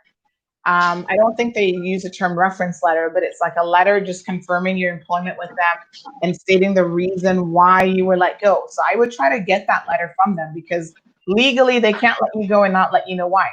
It's as simple as that. So there might be some issues there. But you say that there are other things that make you wonder about why you were fired. So the first bit then is obviously did you ever get, this is a good point, Sue wants to know if you ever got any warning letters, anything in writing about your performance or anything of the sort? Yeah, I did. I got a warning letter for being late, but then, like I said, I improve of that. Then basically, how Kimpton stay after you clean a room, they actually check your room. Mm-hmm. So I got a letter, one of those letters too. But then I never got a letter back again since I started improving, and I go through my room like 2 or 3 times before I leave my room. Okay. So you've So gotten yeah, two letters. One is for relating to the time, like not showing up on work. And then the other letter was because they checked your room and they said basically it wasn't up to standard or whatever their yeah. expectations are. Okay. All right. And at the time that you got fired, were you aware of any issues that might have led to your termination? Like, was your supervisor saying anything to you or anything like that? To tell you the truth, I never had no problem with my supervisors. They were all impressed of how they were. Like I said, they like me. They used to tell me that they love how I clean the room because I'm the kind of person that when they enter my room smell nice and fresh. They say Mm-hmm. that as long they work there, they never see nobody or they enter a room for the other housekeeper and the Mm-hmm. room is smell nice and fresh. Mm-hmm. They always used to compliment me on my work and everything. So I didn't really have no issue at all Mm-hmm. with no supervisors at all. Hmm. Okay. So they fire you, they give you no reason why. They escort you off of the property. So now you're feeling like what's really going on here? This is a little bit much. It's a little weird. And then you talk to us a little bit about other people who have done things there at the Kimpton, like potentially stealing from the company or guests, and they still have Yep. a job. Tell us a Yep, little bit more about exactly. Well, it's strange because, yeah, like I said, I know the person basically, she's on a higher floor than me, used to be in a higher floor than me when I used to work there. She kind of stole a guest wallet with money in it and debit cards inside the wallet. So how do you kind of steal nobody, something? You either steal it or you don't. So tell me the details of what you know and what happened. um, like I said, the girl basically just took the wallet. Mhm. And when they find out, when the guest basically reported it that he couldn't find his wallet, they Mhm. basically went in the room, moved everything around to Mhm. try and see if they find it, and they never find the wallet.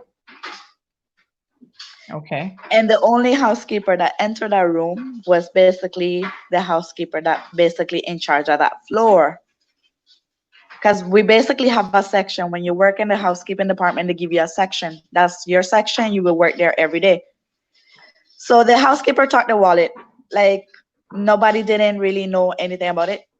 And then like after a while, it turns out to be that the person that took the wallet took all the money out of the wallet and left the wallet right in the storage room. Mm-hmm. And the manager knew that that person took it. Okay. So So they the still wallet have was her taken from the guest room, the guest room and it ended up being found in the storage room where in the we keep the storage room, supplies. Yep. which is an area that only employees would have had access to. Is the storage room locked with a key? So to get in We there, have, yeah, we will usually use the same key we use to open the rooms. so you have like a master key, Yeah, we use and that that key to opens get the. in there to look Okay. for the supplies that we need. All right. So that opens the storage area and opens rooms. And so it was found in a restricted area that only employees had access to. Yep. Okay. So they suspected that it was this person. She was the only person that entered the room. Yeah, they find out. They knew it was her. Yeah, because I mean, They run the key. They listen, run the key, and once you run yeah, a key, there's an yeah, audit trail. Right. yeah, So you're not entering a room, especially at a facility like the Kimpton, with an employee key pass, and they not know that you've entered that room. So they have a time yeah. stamp, They will actually check that. the whole work. So they checked all of that. And so they pretty much knew that she had done what they suspected, which was stealing from a guest. And then what happened to her? She's still at work. She still works at the Kimpton. She's still there. Wow. Yep. Okay. And you got fired now.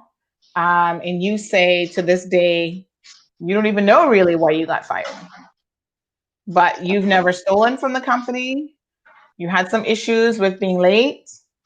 And so what do you think? I mean, you must have some sense of why they may have done this. Any ideas in your head that are popping up?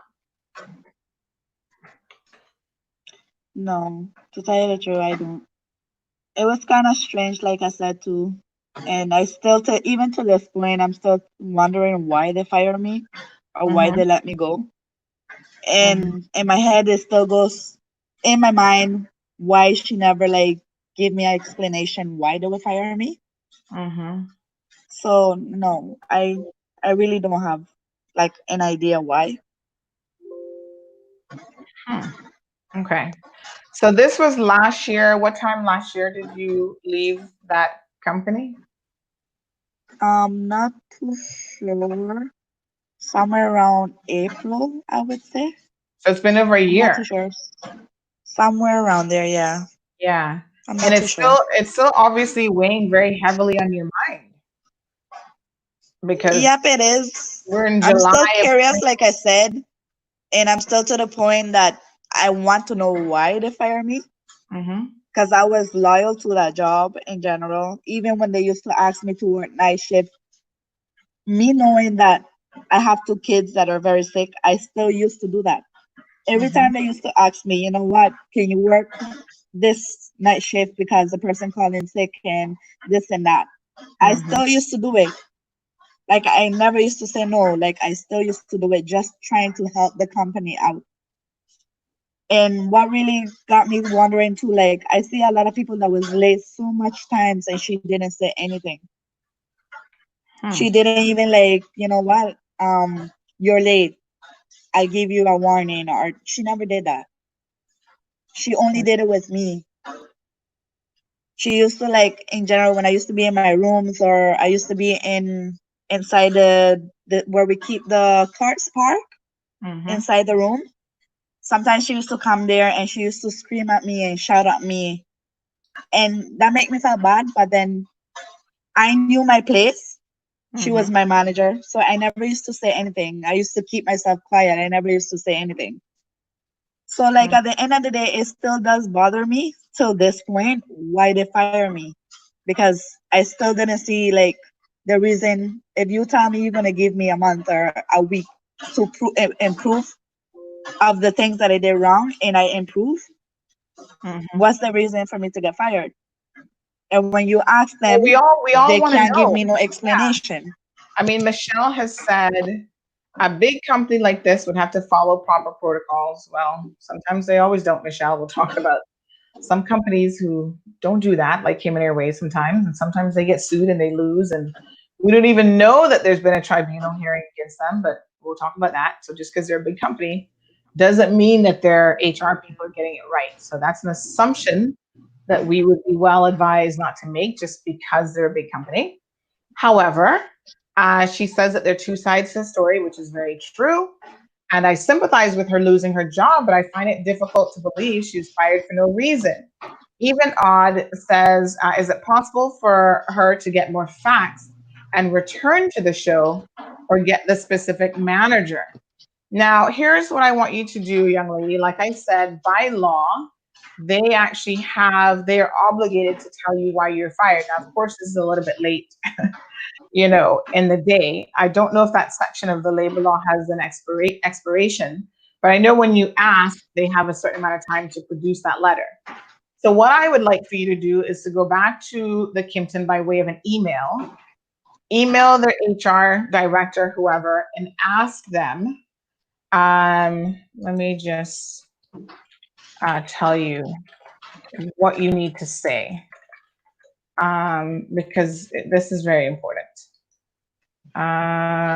So let me just pull up the labor law here. I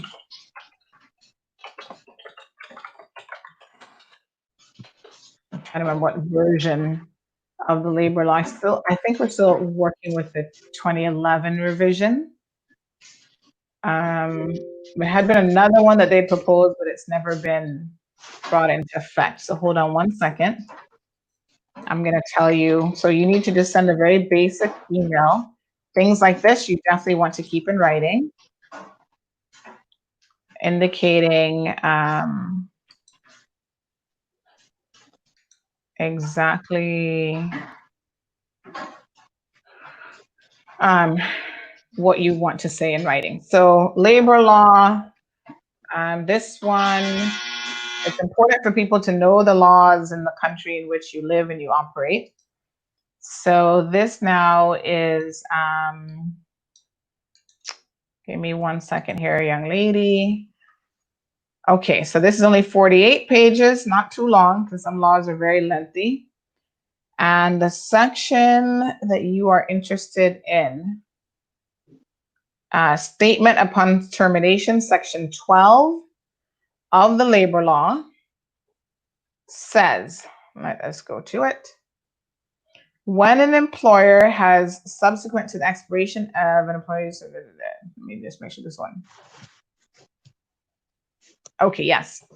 So section 12 says that when an employer has, subsequent to the expiration of a probation period, because remember, during your probation period, they can fire you for any reason or no reason at all, right?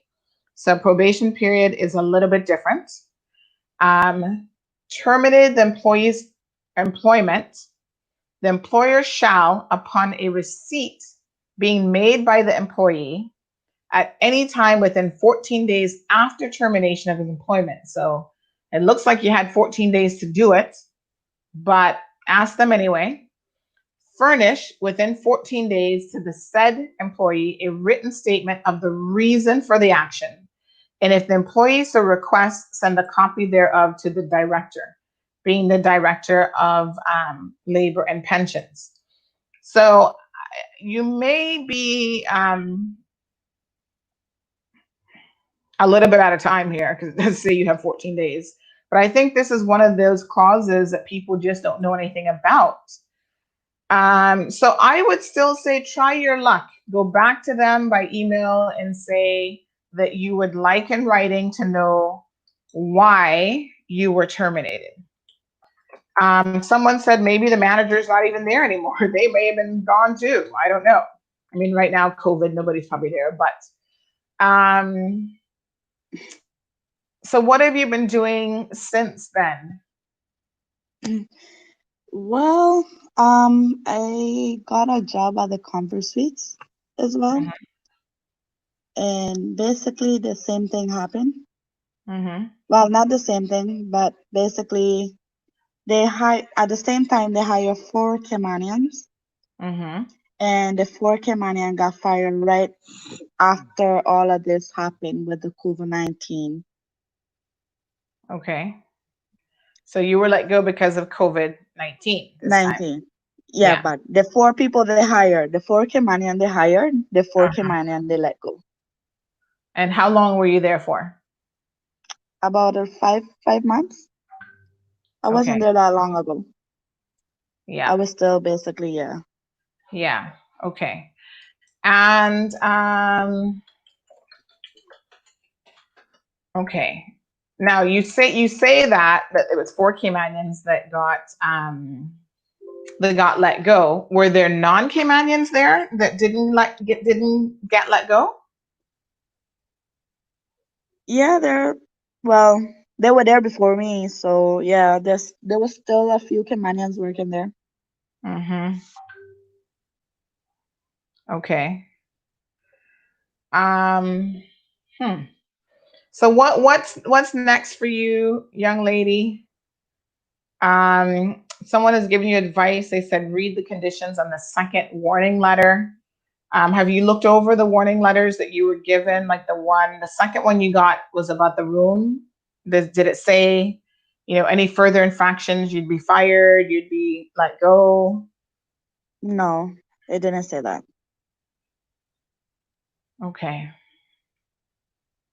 Elaine says make sure you're telling it straight because if there's a rebuttal, it will be coming hard and deadly. So come straight even if it hurts. Well, I mean, all she's saying basically she got fired. They escorted her off the property. They never told her specifically why she got fired. She can't figure it out. And she knows of other people who've done things like steal from guests who still have a job. Does that person still work at the Kimpton that stole? Yep, they're still there. Wow. Are they Caymanian or where are they from? From from Honduras, but they Hmm. have papers here as well. She's married to a Caymanian. Huh. Interesting. Does the Kimpton seem to like hiring people from Honduras, or is there like a preference Basically, for? because of the manager, she's from Oh, Honduras. because she's from Honduras, she hires a lot But of her own how I people. see how Kimpton is their favoritism They what? Sorry, and favoritism. there's favoritism. She loves guests.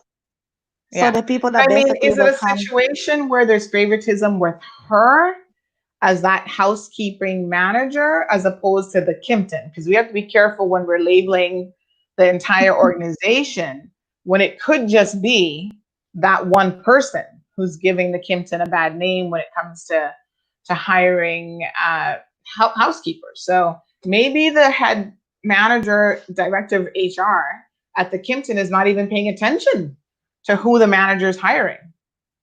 well, They both just of let them her are do her Spanish. job. I mean, I Because don't I know. know both of them. I know the manager for housekeeping, which is a she, and I know the head boss, which is a he, and they're both Spanish. But at the end of the day, it's like, how can I say? It's like it's always been. I don't know if I'm wrong to say it, favoritism. Hmm. Like I don't know. It always been like that. Well, I think there's favoritism from the housekeeping manager because it sounds like she's only hiring Spanish people. I mean, they may have connections to Cayman or they may have status, but I know that there are a lot of Caymanians who have no connections to Honduras or, they're born Caymanians and they're in housekeeping and they're looking for jobs too. So is she hiring a lot of those people? Maybe the only reason you got the job is because you're from Honduras. So that No, actually, favoritism might have helped you out a little bit in the initial stages. I used to basically, like I said, I'm not gonna lie. Mm-hmm. I had a friend, an ex-friend there that she worked there. Mm-hmm. She used to work with me at the Margaritaville Hotel. She moved from there to go work at the Kimpton. So I got the job through her. Mm. Okay. Yeah, So like a that's how I got the referral kind job. of thing. Yeah. So Carol wants to know, did Comfort Suites get rid of Caymanians before work permit holders during the COVID situation? I'm not understanding. Like, did Comfort Suites, the last job, the 4 Caymanians that they got rid of, did they fire them before people on work permits? No, we all just got fired. So Like there was all only of 4 us. of you. There was only 4 of you there. There's no other housekeepers. Well, yeah, there were other housekeepers there, but they were there like longer than we did because we just started working. Okay, so basically they just fired the last 4 people. They let go the last 4 Well, people. I would say 3 because the other lady, she's from Jamaica Okay. and she's married to a Canadian guy, but she doesn't have her papers as yet. So they fired the last 4 people hired, is what they did. Well, 3 because I went back to the Comfort Suites to ask for a letter Mm-hmm. because of the whole situation that we were in. I went and asked NNU for help, Yeah. and they asked me for a letter from there. But when Mm-hmm. I went there, they had the girl in the office working. And when I was there, I had applied for a job in the office Mm-hmm. as a reception, and they told me that they wasn't hiring. So which girl did they have working in the office? The Jamaican girl? Yeah. Okay. So I just left it alone to tell you the truth. Like I'm saying, I'm not a fighter. I'm Mm-hmm. not gonna do that. So whatever answer I get, I just listen and keep my mouth shut and walk away. That is it. Okay. All right. Well, I think you're a little bit out of time specifically with the law, but it probably wouldn't hurt for you to still ask them for the reason why. So at least it would benefit you maybe if you understood what happened, if there was a reason. They should be able to tell you even now, what the reason is or was. I mean, we hear things about these hotels all the time. I think in many respects, they're probably no different than a lot of other companies in the Cayman Islands, which, you know, they do things sometimes based on nationality. We know of organizations that have fired Caymanians first before anybody else. Even as COVID started, there was a law firm that let all their Caymanian staff go. And those on a work permit still had a job. And I know it's hard sometimes for people to understand the logic of that, but I think the reason why companies do it is because maybe they feel like they've already invested in the cost of the work permit for like a legal secretary or whatever. And so they're not going to get their money back necessarily from immigration.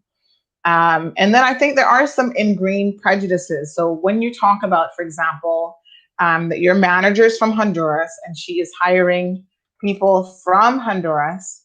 Well, I don't think they're basically from Honduras, where I come from, but like from the island and stuff like that. Mhm. I would say that I'm the only Honduranian in the company, if you know what I mean. Like the rest of the girls, like they come from the island or they come from a different Spanish country. But as a Honduranian, I'm the only Honduranian I was the only one Right, in there. because in Honduras, and I think I discussed this on the show before, so let me just Yeah. clarify what you're saying here now. In Honduras, if you're from the Bay Islands, which is what are some of the areas of the Bay Islands? Saiba Yeah, is in that's the Bay one, yeah. Islands. Banaka, and all these areas, they're considered islanders. And then if you're from the mainland of Honduras, you're considered, I mean, you're all Honduran, but the islanders do see themselves different. Yep. Yeah, so they're still from Honduras, but they see themselves as being different from Honduras. So within Rotan is the capital. of the Bay Islands, and there are like 23 different villages and 5 municipalities, according to Wikipedia, to just kind of give people a little bit of context of how it's organized. And the Bay Islanders have said, so the Swan Island, Islas de Bahia, Rotan, Guanaja, is it Utila? Utila. Yeah, Cayos, Cochinos. They see themselves as kind of being separate and apart from Honduras. So you're from what part of Honduras are you from? I'm from Trujillo, Colón. Okay. So you're on the mainland. Yeah. So you feel like maybe the manager, she's from the Bay Islands as well? I'm not too sure, to tell you the truth. Okay. I know she's Spanish. Yeah. But yeah. Okay. So what is the next step for you, young lady, from here? Like, what do you do next? I really haven't thought about it. So I've been thinking about leaving Cayman and basically go see if I have a better future somewhere else. Because it's been kind of hard for me to get a job here. So, but basically, I'm planning to leave Cayman. I don't feel like I have a future here. It's hard for me to get a job here, and I don't, yeah. Yeah. You know, it's funny enough thinking because about my kids' future too. So. We're talking a little bit about Honduras earlier today and the sort of economic situation there. Do you think it's going to be easier for you to get a job in Honduras? Actually, I'm not planning to go back home because my family, all of my family, like my mom, my brothers, and they're here. But my one of my aunts is still back home. Okay. Like my family is in Cayman here, and some of my family in Cayman, because half of my family from Cayman. Okay. We're mixed. So does it make any sense for you to go back to Honduras when you think about like what's in the best interest? I wasn't planning to go back home, but I'm planning to go somewhere else in a different country. Okay. To try out something different and new, but maybe I get a better opportunity.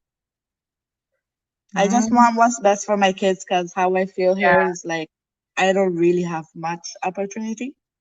Or I don't have a future here. That's how I feel and that's how I see it. Yeah. That's how you're feeling, yeah. It's kind of sad. I think that certainly you feel that way. I don't know. Normally, when you go to somebody else's country, you're going to be in a worse predicament than your own because at least here you have family. You have your mom. You have maybe other people that can help you. If you're going to another country where you don't even know anybody and you're trying to start from scratch, how is that going to work? Basically, I'm planning to go to Florida, whereas one of my aunts live in Florida. Okay. So I'm planning to go somewhere where, like, one of my family members is going to be there. So, yeah, I've been thinking about it.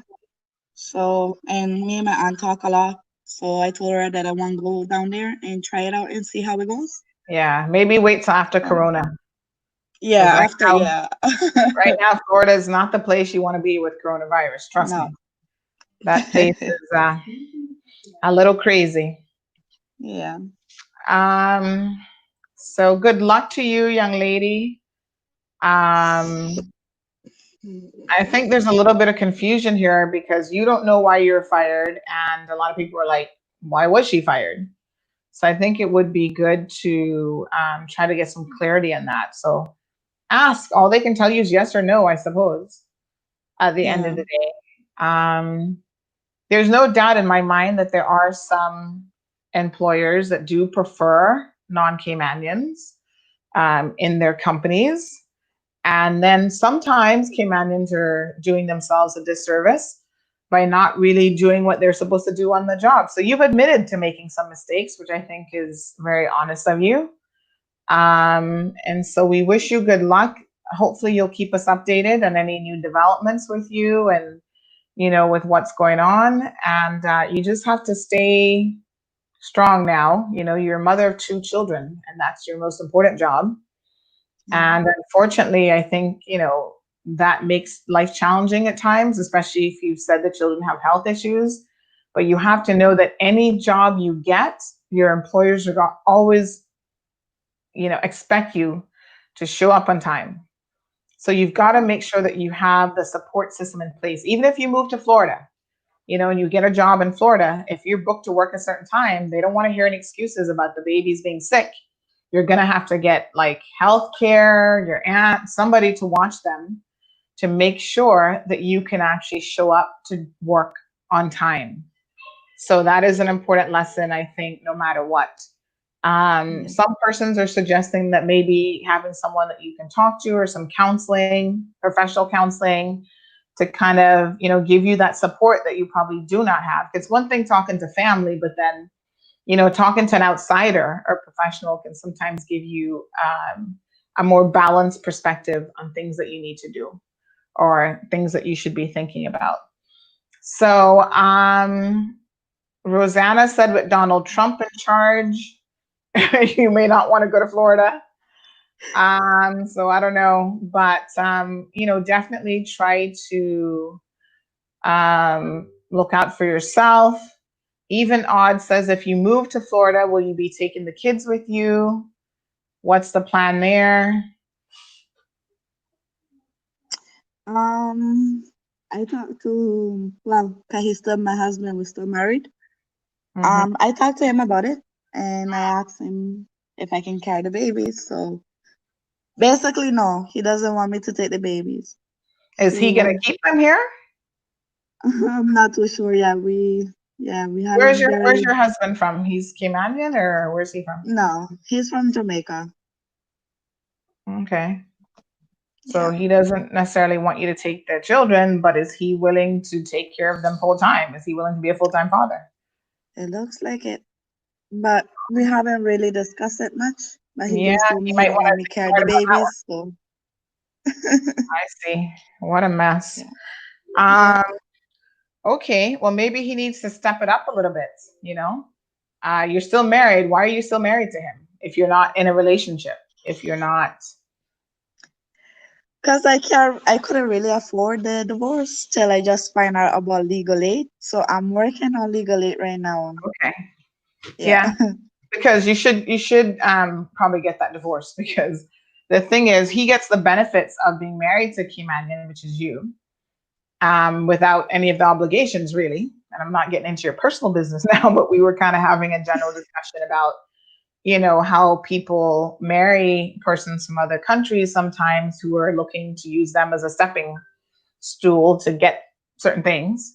And if you're no longer in a relationship with someone, even if you're still married but you've separated, you're supposed to notify immigration, because then immigration will pull his rights to work permits even. So, don't allow someone to use you if they're not even contributing, like, to the household. Or, I mean, you said you're not going to label him as a bad father, and I guess he kind of helps out where he can, but I don't get the sense that you really have a lot of help from him, to be honest. So I think your next move, Karen, is saying that it doesn't sound like you have a plan. So I think that you just want to think carefully about what you do next. You're still relatively young. You're still in your 20s. And whatever decisions you make will impact your children's lives in a meaningful way. So I think the most important thing now is not so much to even think about yourself, but to try to give your children opportunities in the future, and an opportunity to be living in a stable environment where, as a mom, you can work, you can support them, and listen, if that means moving to the States, I don't, in principle, have any objections to that. I went to the States as a young child, and that created opportunities for me. Obviously, it's not the same as going an adult with two children, but it created opportunities for me that, had I stayed in Cayman, would not have been afforded to me. So I get why people migrate and why people go overseas and why people look for opportunities to improve their lives. And sometimes those decisions are very difficult. Like, I know it wasn't easy for my father to make that decision for me, but he did. And that meant that I grew up without, knowing a lot of my family after the age of 8, because I wasn't around them. So it's going to be challenging. It was hard for me as an 8-year-old, a 9-year-old, to make those adjustments. Even if you go as an adult, there'll be lots of challenges that you have to deal with overseas as well. So I think you just have to plan very carefully now going forward and understanding the impact that your decisions have, not just on your life, but on the lives of your children. So we wish you the best of luck. Thank you for sharing your story with us. And hopefully, you will take this opportunity to reach back out to the Kimpton and ask them for an official reason as to why you were terminated. Yeah? Yep. Okay, good luck with everything. Thank you. Okay, you're welcome, honey. All right, folks. So, whatever the situation is, it still took a lot for that young lady to come on here this morning and discuss, some of the struggles that she's had in terms of employment.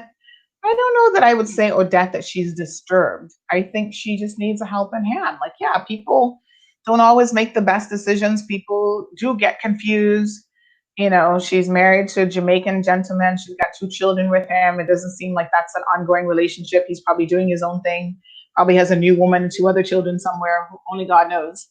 And yet she's still in that relationship because she couldn't even afford, not in the relationship, but still married to him legally, because she couldn't even afford the divorce. And, people get tripped up with these types of things all the time. So I would just say the same thing we were talking about earlier. Think and try to make certain decisions logically and not just with your heads. With your heart. Make them with your head. So that is what I would suggest. And good luck to her. And hopefully she gets some resolution and she's able to get some help and some assistance. Folks, we didn't get to talk about the chicken that was tied up to the Water Authority truck. So that will be this evening show, because remember, today's Thursday. So we have an evening show at 7 p.m. So please tune in for that. And we'll talk about a few other developments happening around the world. And that's it for me today. So we'll see you guys at 7. Odette, thank you. Odette, please WhatsApp me, because I am heading to town and I still have your gift certificate. Karen, I have your box. I need to check your mom. Your mom's been kind of busy lately, though. I haven't seen her doing her exercising or anything recently. So people are getting back to work, but I do have to give her your gift, your prize that you won. Who else? Jake isn't here, but Jake has a prize as well that I need to get to him. So yes, stay tuned in, folks. Anne says, Sandy, thank you for giving this young lady some life advice. Sometimes just having someone else to talk to is the great help needed. You're awesome helping her. Thank you so much, Anne. And yes, I think we can all do that. I'm older than her. I've experienced stuff too, and I know the struggles. And like I said to her, I can sympathize with wanting to go elsewhere to improve your life. And sometimes the grass isn't always greener on the other side. I can tell you that. From a distance, it might look greener. You put on your binoculars and you zoom in and you look really close. America is not the land of honey and whatever anymore, especially with President Trump being in charge. And there are people who are living, lots of people, millions of people living in poverty in the US as well. So moving from one place to the next isn't necessarily the solution. Here in the Cayman Islands, you're not going to starve. People will galvanize, people will help you. NAU, yes, they're maxed out in some respects, but you will get help. In the US, I don't know. I'm not too sure. You just become another and the number of millions that really need help and that are living in poverty. All right, so I'll see you guys at 7 o'clock this evening. Please be safe today. Remember all of your social distancing requirements and have a absolutely beautiful day.